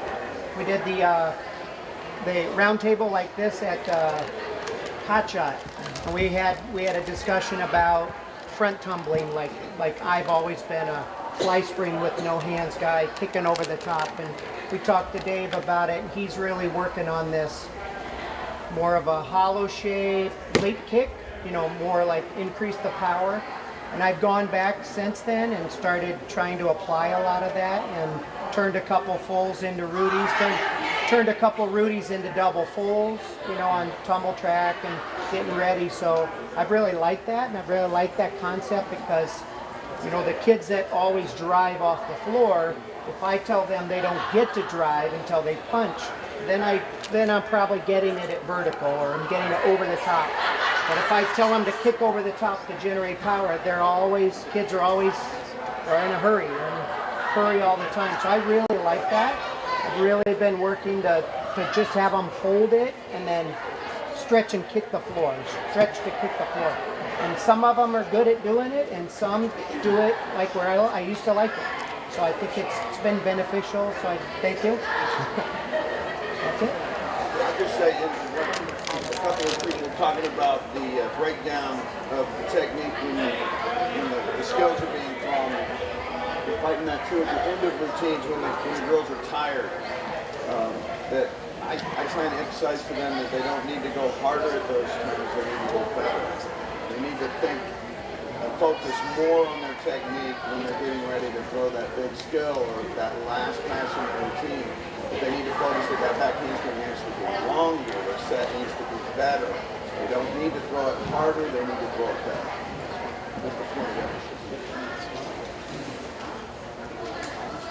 Floor solid. All right, let's go. Nancy, why don't you take dance? Okay, so I did a couple things. One, I brought a combo that I wanted the girls to pick up on, but before I did any of that, I always like to start the girls out. I lay them down on the floor and teach them about body alignment, because we're expecting them to know body alignment standing up, but they need to know it laying down first. So how do they close their ribs? How do they tuck their tailbone under? They need to know how to do that first from a laying down perspective before we expect them to stand up, do it, and then be on a piece of apparatus and be able to do it. Then I go through, right?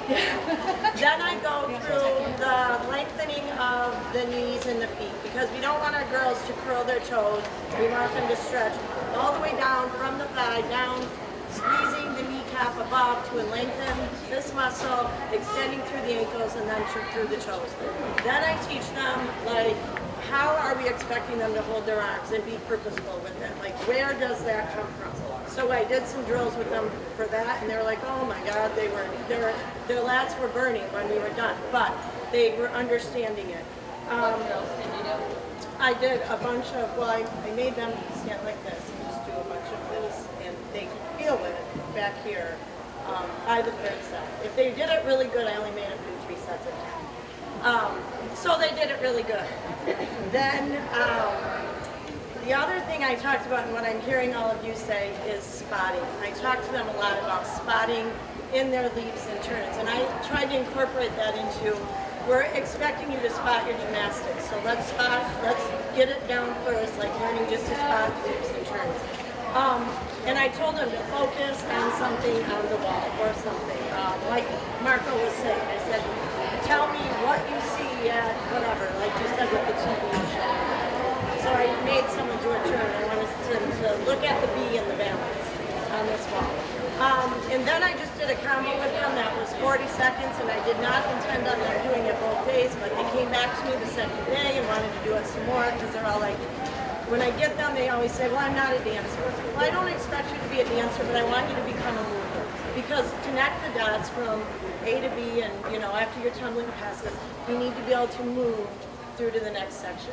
And after they think about it like that, and I really broke down some arm positions with them and the purpose of where I wanted them, they really started to get it. And I saw by the second day the way they were moving through this combo. And I never bring a jazzy combo. I try to bring something contemporary, because I feel like that's kind of where the genre is heading right now. And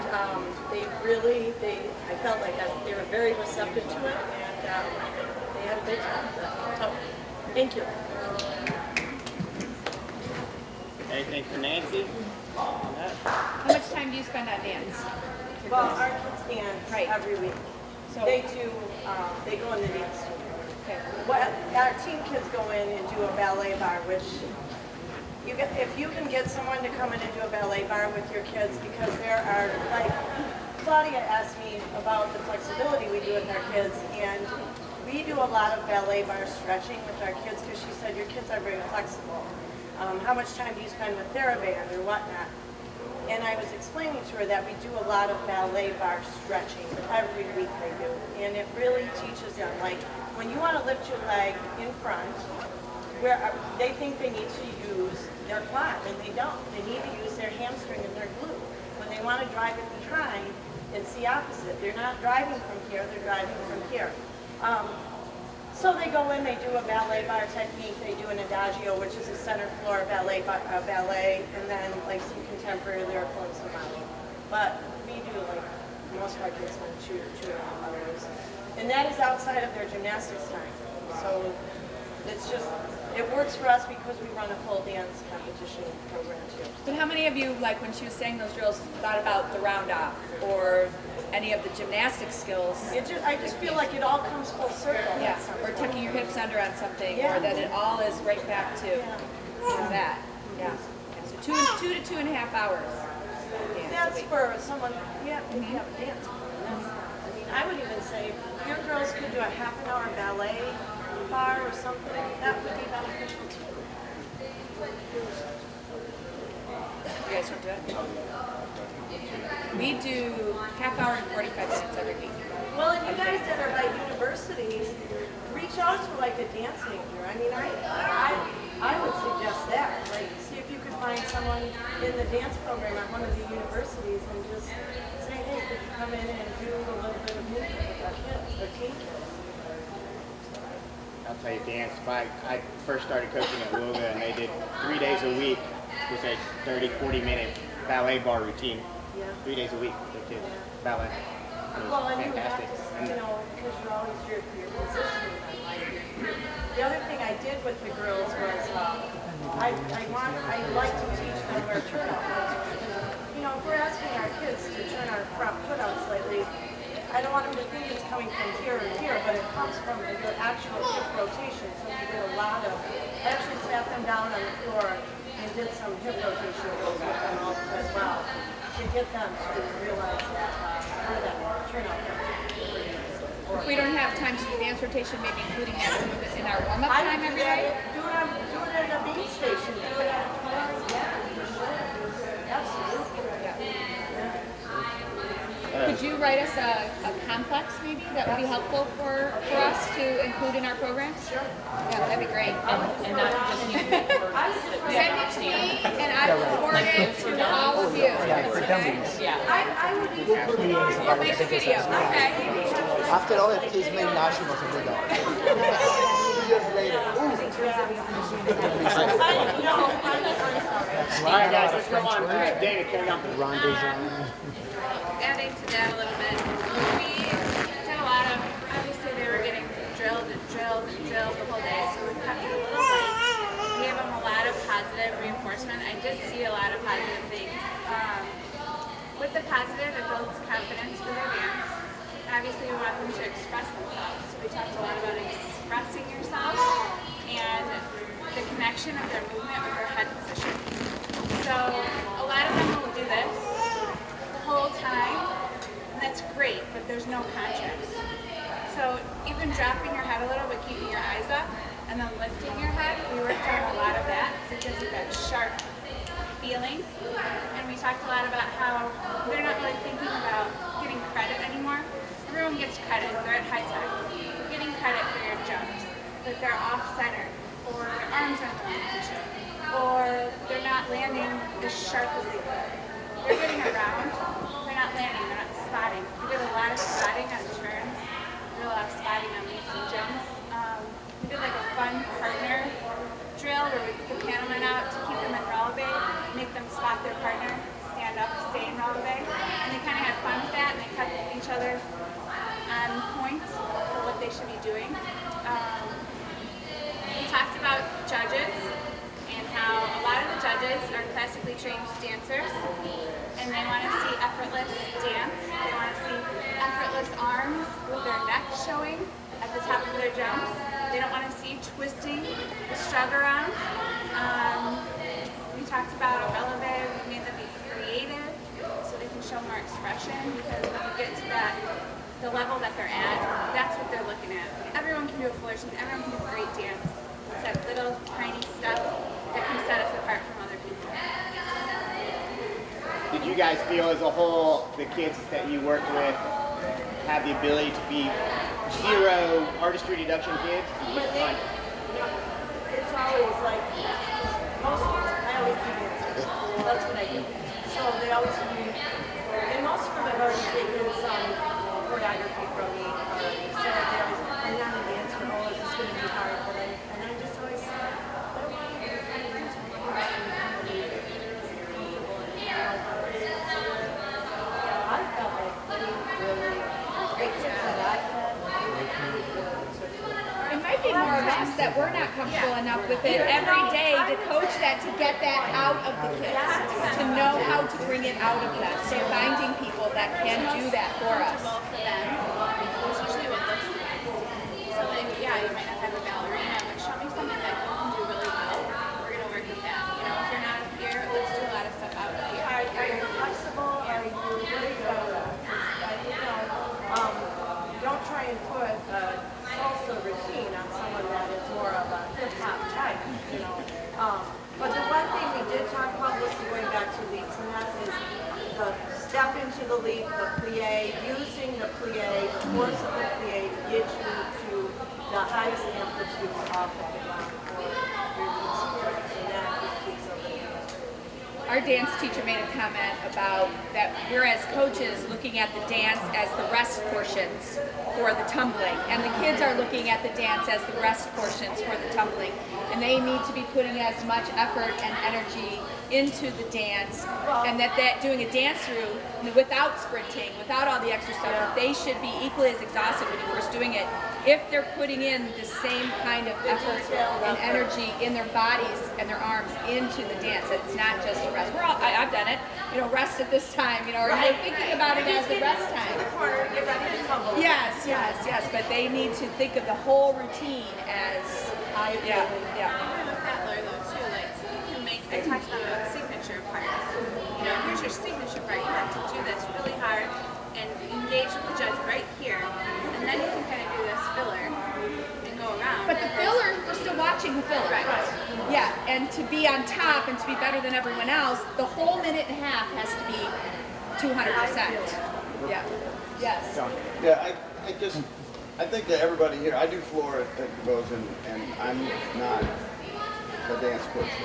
But after all these years, you know what looks right and what doesn't look right. And you see a section of that routine with a girl that even though they paid $600 to have that routine choreographed, doesn't look right.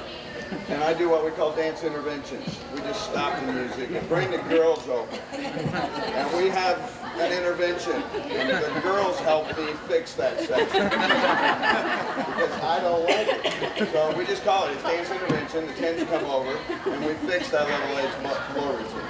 And we fix that section. Her head needs to move a different way than it was. Because I don't like it. I don't know why I don't like it. And you guys How much will you charge? $600. Those can last anywhere from 10 to 75 minutes. Good. We got any additions on dance ideas? All right, I think a great new addition we had this year was trampoline. Obviously extremely important, maybe underutilized. So Todd, why don't you lead us off on some trampoline? Okay. Sorry I was late. I was looking for a round table. Right? All the rules. Always start with the jump. Yeah, got it. Loosen it up. Especially when we go in a room with a bunch of people like, oh, here we go. But I just want to say, first of all, that this kind of stuff is awesome, and especially because we're the only region that could pull it off. Like some of us, we do regional camps and things like that, and some of you are from other regions. I was going to say, yeah, go ahead. Coming from Region 1, and then I am so proud of yourself wearing my boot. I can tell you I'm wearing something that's I don't like any clothes. But this is I'm very happy with this whole United Region 5 thing. I go to meets and I'm like, I do feel, coming from Region 1, I was telling the girls, I was like, these are privileged. No other region does this. I know Region 3 does this, but those guys are a lot of drop back level, youth girls, but this is like a team. And I appreciate, I like it. And now I'm starting to look forward to this. At first I was like, oh, I don't want to talk. But when I'm getting all this feedback and all these ideas, I think you guys we're way ahead of everybody else. And I'm very proud of this. I think that the people that paved the way for our region do not get enough credit. And we have a lot of those people that paved the way for us, I know for me, that are here. And so, John, Todd, Dave, all of you lifers that created this amazing effort. If I'm missing somebody, I apologize, but I can just say personally what it means. And it's devastating when we're not winning. And I can't wait with this kind of roundtable and Dave to come up with this idea and just run with it. If you guys don't understand how this even came about, when we were at the Hot Shot camp and it was a 30-minute roundtable before the camp started, and Dave's like, why are we stopping? Like 30 minutes is not enough. Let's go. And so right on a whim, just kind of changed the whole thing. And I know I left motivated and excited and made major changes in our gym. But with the people that are here, I don't think you guys get enough credit for paving the way. So I personally want to. John gave me a stick, but I gave him a stick. Yeah, but yeah, so it's unbelievable, and I know you know with Region 3. I mean, you do these. I do these regions, their congresses and things like that. You know, this group hates that group, and we never talk. And every single region I've ever been to is the same thing. So it's a big compliment to you guys, and I know it was started years and years ago with the camps John put together, because our region was nothing like this till that happened. And then it's just developed and blossomed, and to put this together, this thought has really helped. So I just want to bring that up, and I'm glad everybody thinks the same way. So like when I got a call to do this, you know, I thought I was going to do vault or something like bar or something. And then tramp, I went, wow, that's exciting, because there just isn't a lot of people that really do it, have it, or know it. And not that I know it all, that's for sure. But being able to go down to work for the last 3 years at development camps with the elite, pre-elite type kids. My boss, that's one of his biggest things, because he lived on the trampoline, did the triple back on the trampoline, then he did it on the floor. You know, it wasn't like us, where we all try to do everything into the loose foam and then a mat and then land on your head, you know, over and over. So it's real helpful. Now it's up to you guys. You don't have to do trampoline. I mean, it's not the end all, obviously. So many great gymnasts can't do anything on it. But I think you get a big advantage. Air awareness is unbelievable on that. I mean, all the divers use it constantly. The extreme sports people use it constantly. The skiers, I used to do ski exhibitions with a trampoline. I would demonstrate trampoline, and then they would have a ramp into hay or an airbag. Back then, they didn't have an airbag, so they did hay. And so we do these ski fairs all over the place. So they all use it, and it's hard to believe we don't really use it compared to all of them. I think it's beneficial. But when I got a call, and then she said, you know, we needed someone else for the other, you know, the other program, I'm thinking right away, Lori. She was a, you know, national, international champion on floor and on trampoline, and what a way to get her going. Forget me, you know, because she lived it all the time. So she'll have a lot of great comments. But just playing on the darn thing is going to help your kids. Just getting up there and like add-on games, things like that, really can make a difference. I know some of my former gymnasts are here. We didn't use it as much as I use it now, because now I have it into a resi and a loose foam. So that makes a big difference. They can flip and add or land on the trampoline or the mat. Using that that's the Russian system, it's called, with the matting. Your kids will change overnight going on there, because it's not, then they're not afraid. The hardest thing about trampoline is coming back down on the thing. It's yippee, you know? And then I tell the girls, hey, mine was up in the air, you know, and my spotters were half drunk, so it didn't you know, I got caught a couple times. I'll never forget, I got caught a couple times. And if you're young, you don't care. And my mount was a brandy and full out, and so I just went, and then I got lost, and he caught me right in the air, and I went back up, and I did it, he caught me again, and then now I think, he wasn't there, really. So it's and that's fun. what our girls think right now too, right? Exactly, they do. Exactly, yeah. But they did. They were very respectful. Some of them you got to coerce into it, and it depends on what you do too. You can get up with those skills, and most of them would hate it. But you just do lead-ups, like just bouncing as high as they possibly can. And I've learned this just a couple of years ago. I didn't even do this with the kids. Bouncing as high as you can for about a minute, and then doing it with your arms on your side for about a minute, and do it with your arms over your head, you know, only about a minute. You really get, I've seen our kids, and then they get rid of fear too. That's the big thing, is getting rid of that fear. So we do it, I did it with the elite kids for a lot of years when we got into the new gym. We'd spend at least 30 minutes doing it. So their air sense ended up being really, really good. And so now we're much more incorporated with all the other kids. And you just see the difference on the events. You know, they don't just fall off, they have control now. And I think it will help balance being, because they can balance better. It can help any event. Landings, especially, like we talked about, landings is just coming back down on the trampoline, putting a sliding mat in there. They sell, you know, mat sets. All the trampolines you saw on TV, that was, you know, unbelievable if you saw them in the Olympics. If not, look on YouTube, because the women are unbelievable. But all they do is next to the facility at the ranch is our facility, and the trampoline facility is right next to it. So I run over there and I grab a mat and steal one of their mats. It's like a pillow mat, and it's got handles. You slide it in, slide out, and that's how they learn all their skills. So I learned it all in a belt, but nowadays it's all lead ups. So everything they do, they're spotting and seeing the trampoline. So they'll do a half, then a 1.5, and then land on the stomach, and then they'll land and rotate to their back. So look that up on YouTube too. You'll see a lot of drills. There's a guy named Greg Rowe, R-O-E, from Canada. It's incredible. In fact, Don was the one that kind of told me, Don Holden, about him, and all of a sudden him and I are buddies now. And he's really, really good. He does clinics and seminars, so he's somebody that if you look up on his YouTube, he's got little things. I'm sorry, no matter what I say, sure. There's a group of Elite Coaches Association.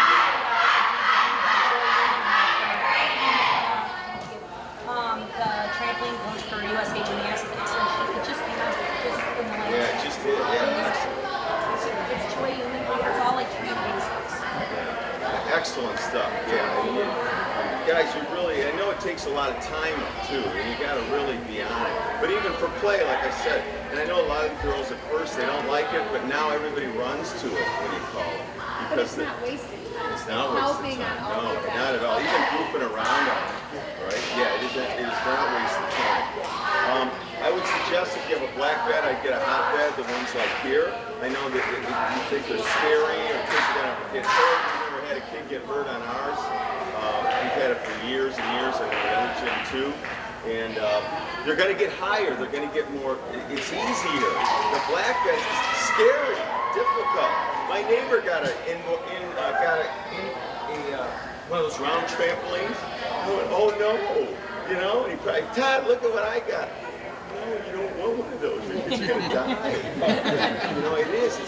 They're not good. So they're dangerous. That's what's dangerous. Those kind of beds are not dangerous if you use them right.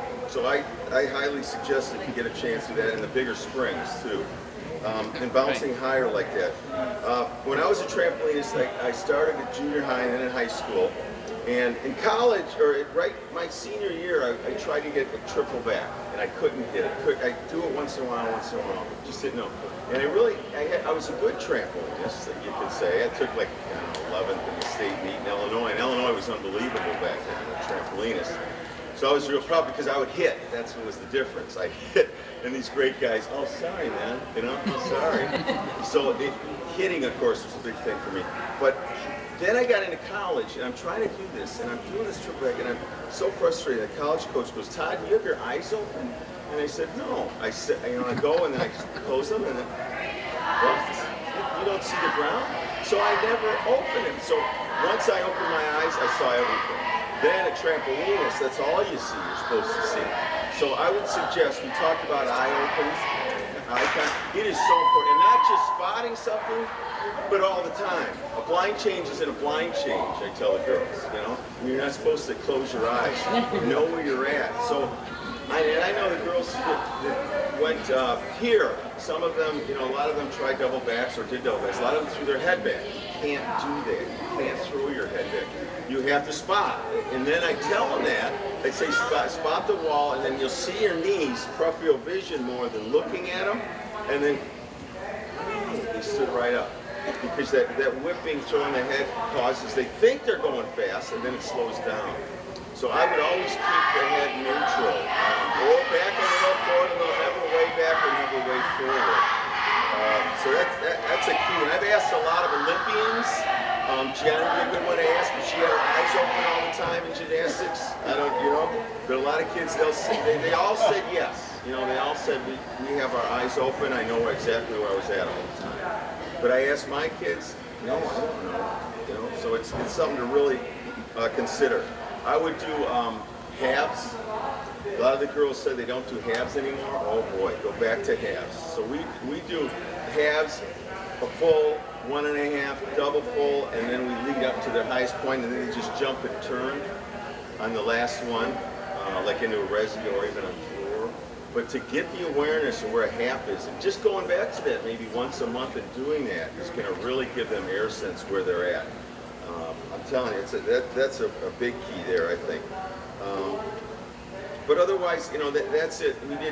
We did pretty good basic things. So when I had them, I tried to do flip-flop fly springs, which are real good for vaulting because they'll pike them, and then you tell them to round, and all of a sudden they round it, and I say that's how you get on the table, and that's how you get off the table. So doing those kind of drills. Even I didn't do it, but I know Lori said she did. You know, backdrop to stomach drop, and then trying to do a double, a single, and then more from there is really. It's so hard for them at first. But then when they start getting it, they're not very patient. And then they end up like this on the tramp, and they ask them, "Why'd you end up like this?" Some of them knew, some of them didn't know. You know, but it's pretty clear that you're twirling. And I found them to be really open-minded. I thought they tried really hard, and yeah. And I did a lot of the front drop to back drop so they could understand rotation better. Tried to do back tucks with no arms, so that they understood that the lower half of your body initiates somersault. And then a lot of them would throw their head, so they didn't really feel what I was trying to get at because they did it a different way, but I thought they were open-minded. When you're doing your front to back drills, what are you teaching as far as pushing down on the vault, pushing the hips? How is it coming through? What's your kind of technical vision of what that's supposed to look like in a trance? I was trying to get them to be completely flat so that when they're going through vertical, they're flat. Now, a lot of them did this, you know, because they're just not, they didn't have a lot of experience on the tramp. I'm trying to get them to push and also kick at the same time. So landing with their knees bent? Yes, but not back up. Okay, right. Just 45, not 90. Now, do you use any terminology for the hips at all? Or you're just saying stay straight? I didn't, but I have to tell you, when Todd and I can't necessarily speak for you, I didn't get all the basics. We just did things. Sure. We just threw it. You know, so I had to go back and learn the basics too. But I'm sorry, what did you ask me? Are you telling when you're pushing and they're snapping through? Are you telling them to do anything with their hips at all, or to just stay in a line? I just pretty much told them to get flat. You know, so some of them could, some because they weren't using anything to get off the back. But I mean, just like Whitney was talking about, where they had like the arm or Marco with the head, I definitely could see which would be like, you know, just from watching the trampoline. And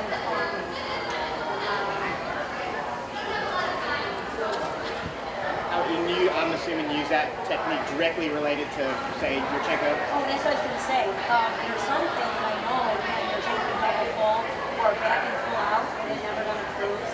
So when we did the cruise... Do y'all know what a cruise is? Can you tell them what a cruise Well, is? with a cruise, you go your front drop, you come up straight over the top and into another front drop. So I broke it down by first starting with front drop to back drop, staying straight. And if they couldn't stay straight, where they ran out of rotation and had to bend, they're not going to cruise well. You know, they're going to go around the side, or they have to understand it has to come up over the top. And so the girl that was thinking about that, so she picked up the cruise really quickly. So we also then we went front drop to quarter, and then stop, and then up quarter to front drop, and then tried to put it together. They went around the side and just went back to their last successful thing. But when I said that to her, I said, don't you feel the cruise in the middle of the back and front? She goes, yeah. You know, it was just funny because she learned the skill and then she learned the thrill. When you do the cruise, I'm interested in this stuff. When you do the cruise, what's your eye focal? I tell them to look at their feet. Okay. And then go, because otherwise they're going to want to go too early. Right. And most of them will go early some. They're just not patient.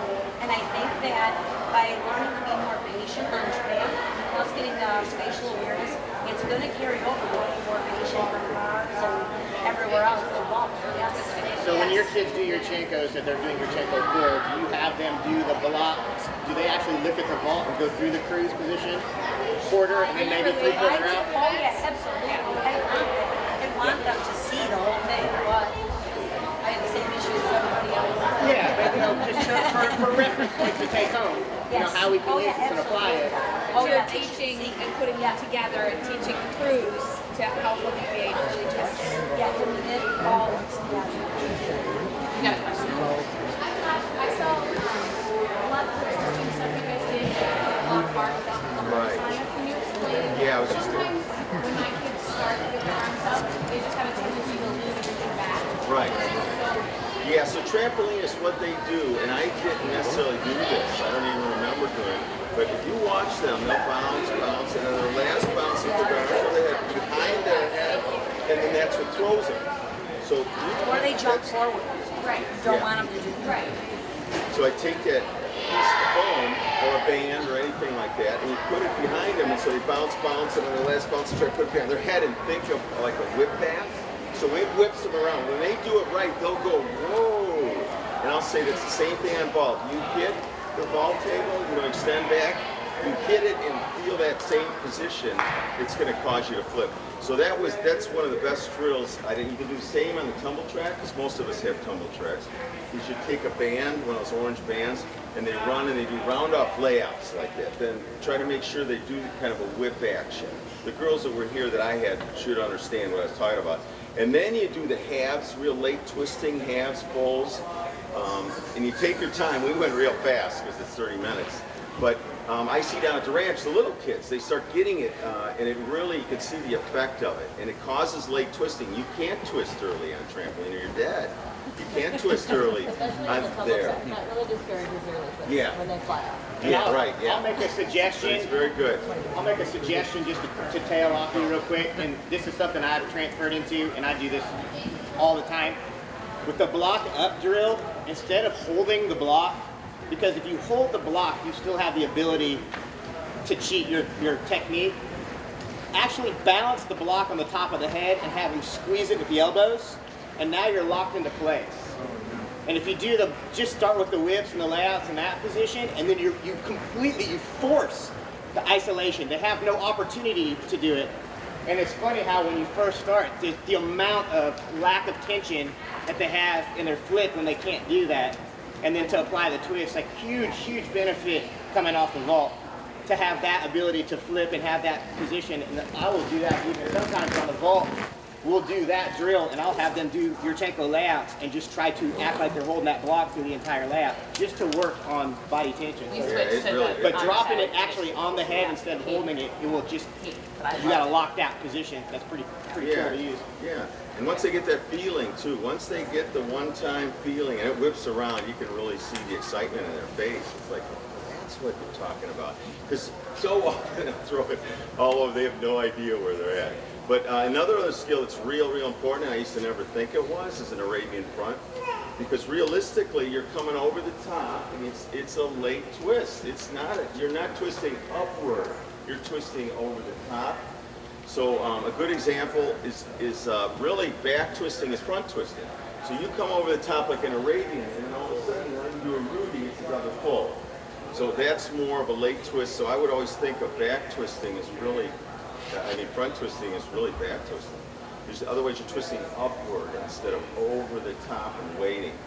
And one other thing on vault is on floor, when you're trying to get them to do late twisting, you explain to them, well, you got to go up in the air, you bring your arms up, and however you folks do it, we keep them about here and pull them in around the chest. Vault, you have to lead from your hands, so you are supposed to wait that much longer to twist. And obviously, a lot of kids just go, wow. And that's one thing I don't like about the drop arm technique. You can get great fulls out of it, but I don't really know if you get the 1.5 or even a double. But I think really if you watch the best vaulters, most of them have their arms up, at least in the beginning, and then they pull them in. Some of them pull them lower than others. So that's just some of the suggestions. Perfect. You want to add any more, Lori? No, not really. Any questions on trampoline? I think that was a great addition to Can't Think, something we can Thanks all for use. letting us do it. I think that was great. And again, the same, I'll tell you, like, no different than complex work. Just throw it into vault or floor it into floor and just have that be station as well. And I'll tell you guys, like level 8 vault, I think we'd all agree is the scariest event there is. Double tucks and double pikes on the trampoline are game changers for a beginner. beginner Supes and beginner Yurchenkos. If they can do double back and double pike on the trampoline and have the air awareness to create the shape over the top and land and control that, and then you're asking them to flip off their hands and find the landing, you're going to have a lot more success on it. So I would say really utilize it, even at the bare minimum. You know, just trying to accomplish some safety on your level 8. You recommended someone for us to watch. Again, say her name. Oh, Joy. Joy, you. Yeah, it's Philly Coaches Association. Just put it out. It's excellent. Okay. And is that something also that you guys could maybe write a complex for us that would help us, know to where to start and steps to take to get to? Yeah. Okay, we're gonna have a presentation at Congress. You're signed up. I'm going to be going into Rockford probably in the next month or so I could probably take something in. Okay, that would be great. Jason, so we were kind of discussing here, if we had a site that was a closed site for Region 5 coaches to access where people could put up like, hey Dave, could you video that drill with that carpet bonded foam for us to see? Hey Lori, could you put a tramp complex up there for us? Is that something that Region 5 Insider might be able to help with? Like, We could do it on YouTube. We could do it on YouTube, but for subscriber thing, you have to charge. So I could charge $1 a year for everything. It has to be $1 or more. It could be $1 a year, and that's all you have to do. You have to charge, and then coaches can put anything in on our YouTube channel. The only people who can do it would be people who have a code within our Insider. Only Region 5 coaches. But you have to, to subscribe on YouTube, you have to at least have $1. It has to We be don't let the $1. other You regions can't in do on free it. subscription. I think we'd all $200 a month. Hey guys, real quick, I just want to close with a little bit here, doing this round table. Coming into this year with the training camp changes and kind of coming up with new ideas to revamp and re-energize the region.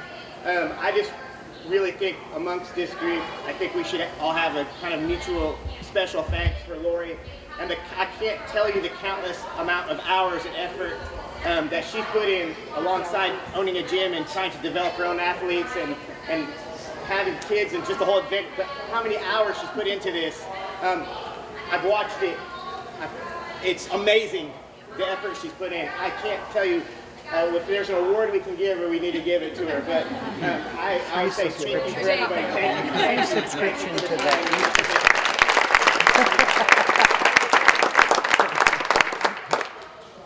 I'll pay the $1. Yeah, I'll introduce him. Yeah. I just wanted to thank you and thank Kitty and the committee for allowing me to do this. And honestly, I just really wanted to go on what our region has been for all these years. That what Julie said, that we are building on our mentors, and we still need our mentors with us. If we're all here, if you're competing in this and we're Region 5, we're a team. We all still need to be together. We're all still learning. And I need you, and you all need you, to work all the camps, to be at all the different camps, to be able to teach at Super Camp and Hot Shot and Forward Progress so that we can bring it up through those levels. And my #1 priority taking this job on was to make this a product that you all wanted to be a part of and saw value in, and not just, you weren't just doing it to get your clothes. And so we really want to change that so that we are doing it to learn and to win, to get back to winning and not just resting on our laurels that we have won in the past. And instead of just winning 1 or 2 age groups, that we win overall. And what we did here this weekend is what we need to do. We kind of got away from that a little bit, and if we can get back together and we're all together. I mean, there's very few people missing from our region right now and from the top clubs, and this has been absolutely incredible. And I can't thank all of you enough for all the support that when I have asked and needed something that you all helped and been there to help. So it's been absolutely wonderful, and that goes right back to you and back to our kids. If our kids are in camp, we need to be there to support them. And I was guilty. I only worked here. I hosted a camp, went to a camp, it didn't work, and you do want to learn while you're there too. So I am, and all those little details, I do want to have you ask me questions, and I do want to explain some things. But all those little things are all going to come along. They're all going to come along as long as we're here working together and knowing why we're doing this and remembering that every day. And it is a tribute. Our success is a tribute to our effort. That's on every single email that you've gotten from me is a quote from Walt Disney that our success is due to us working together. So I do have a committee, which is under Kitty, and then me, and then our committee, which is Dave and Glenn and Luke and Tammy and Scott, and we do go-to meetings on a regular basis, and every question that you all ask me goes to them, and we talk about and come up with a decision. And Dave is in on those meetings also, so that's how we come to any of the decisions that need to be made for camp. So it is a committee there that's working on all of that, okay? So some things that were common questions that I just want to go over. If you need to scratch an athlete, we're working on the website, so hopefully that'll be cleaned up a little bit, but right now, scratching an athlete needs to be done on the website. There's a tab there, scratch, so we just keep track of it to be able to issue a refund or get you scratched from a camp. So that was kind of a common question, not knowing where to find that. Also, if you're not getting the emails, as of right now, so there were some changes made to the requirements as we went along to adjust to our new format and everything. You have to sign up for emails through the training camp's website. So with Region 5, right now, there are 3 places that you need to sign up for emails to get all of the information. 1 on region5.com. 2 when your kids qualify to nationals to register for the Dream Team information. 3 on trainingcamps.region5.com. Okay, so if you go to Region 5 and you click on Training Camps, which is in the top left corner, then that takes you to the training camp site. You must then subscribe there. So if there were emails coming from the webmaster and not from me, you weren't getting those emails if you weren't subscribed to the training camp's website. That was me. It took me even talking to the committee, to Kitty, to Sandy, to everyone. I was never getting the emails, and nobody could figure out why I was not getting the emails. I'm subscribed, I'm subscribed, I'm subscribed. I subscribed to Region 5, but not to the training camp site. So some of you may have not been getting the training camps. Okay, so that's why if you're missing something or things like that. So, what questions do you guys have for me? Any logistics, any suggestions, anything that you'd like to see improvements on? You need a better facility. Yes, absolutely. Yeah.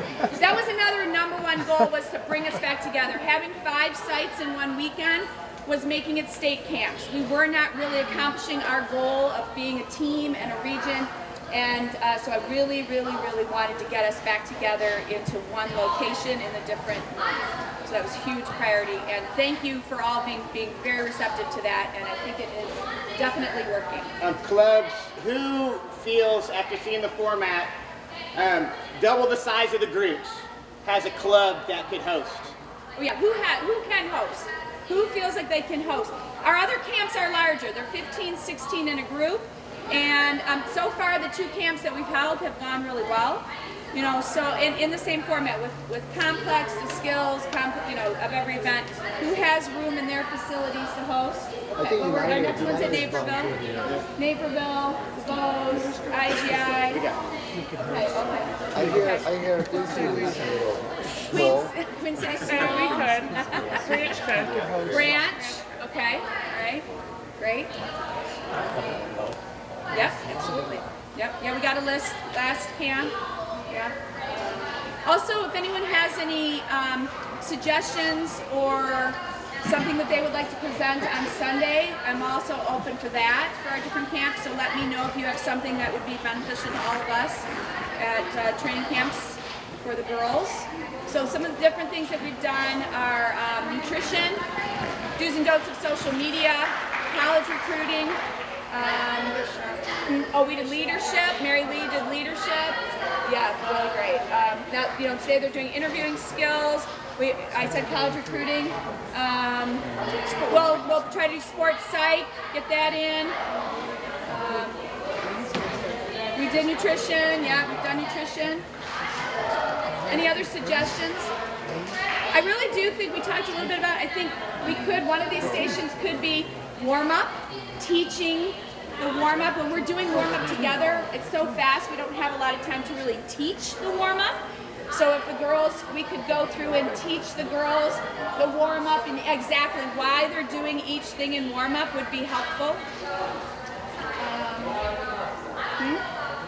Video on the website, yeah. So when camps are done this year, my goal is then to immediately start working on next year and to improve communication and yes, maybe December 1st. So between November 10th and December 1st, I'll start with next year. Yeah. So improve the website, improve communication, get everything from this year in a straight template so you really know what's going on for next year. And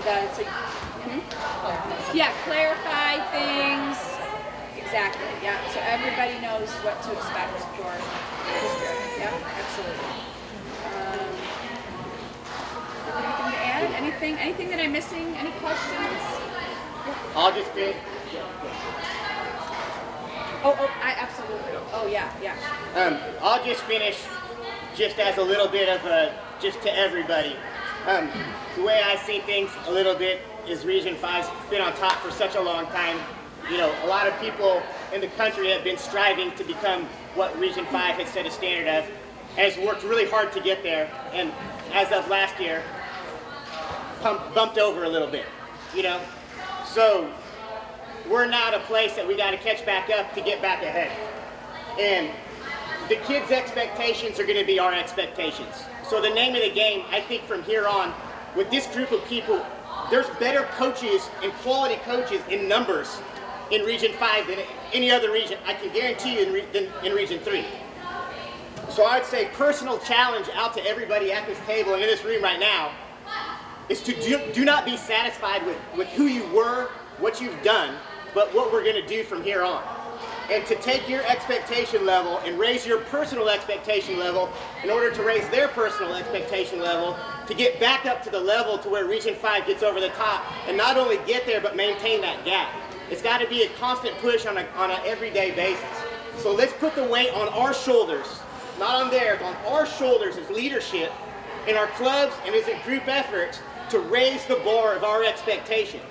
Be the club that comes into regionals and be the club that comes into nationals with all your kids have the execution things that we talked about here squared away.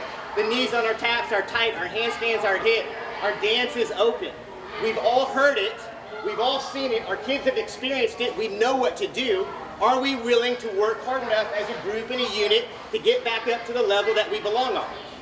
The choice is here. This is Region 5 high-tech camp coaches. The leadership is in this room on this table. It's our responsibility in our clubs, and it's our responsibility to pass that out to the other clubs out there that aren't here right now to get to the level. Take it on our responsibility. I'm in. So, come on. Let's all do it. Let's get back onto the top. It's time for Region 5 to take our spot again. Okay? Good job.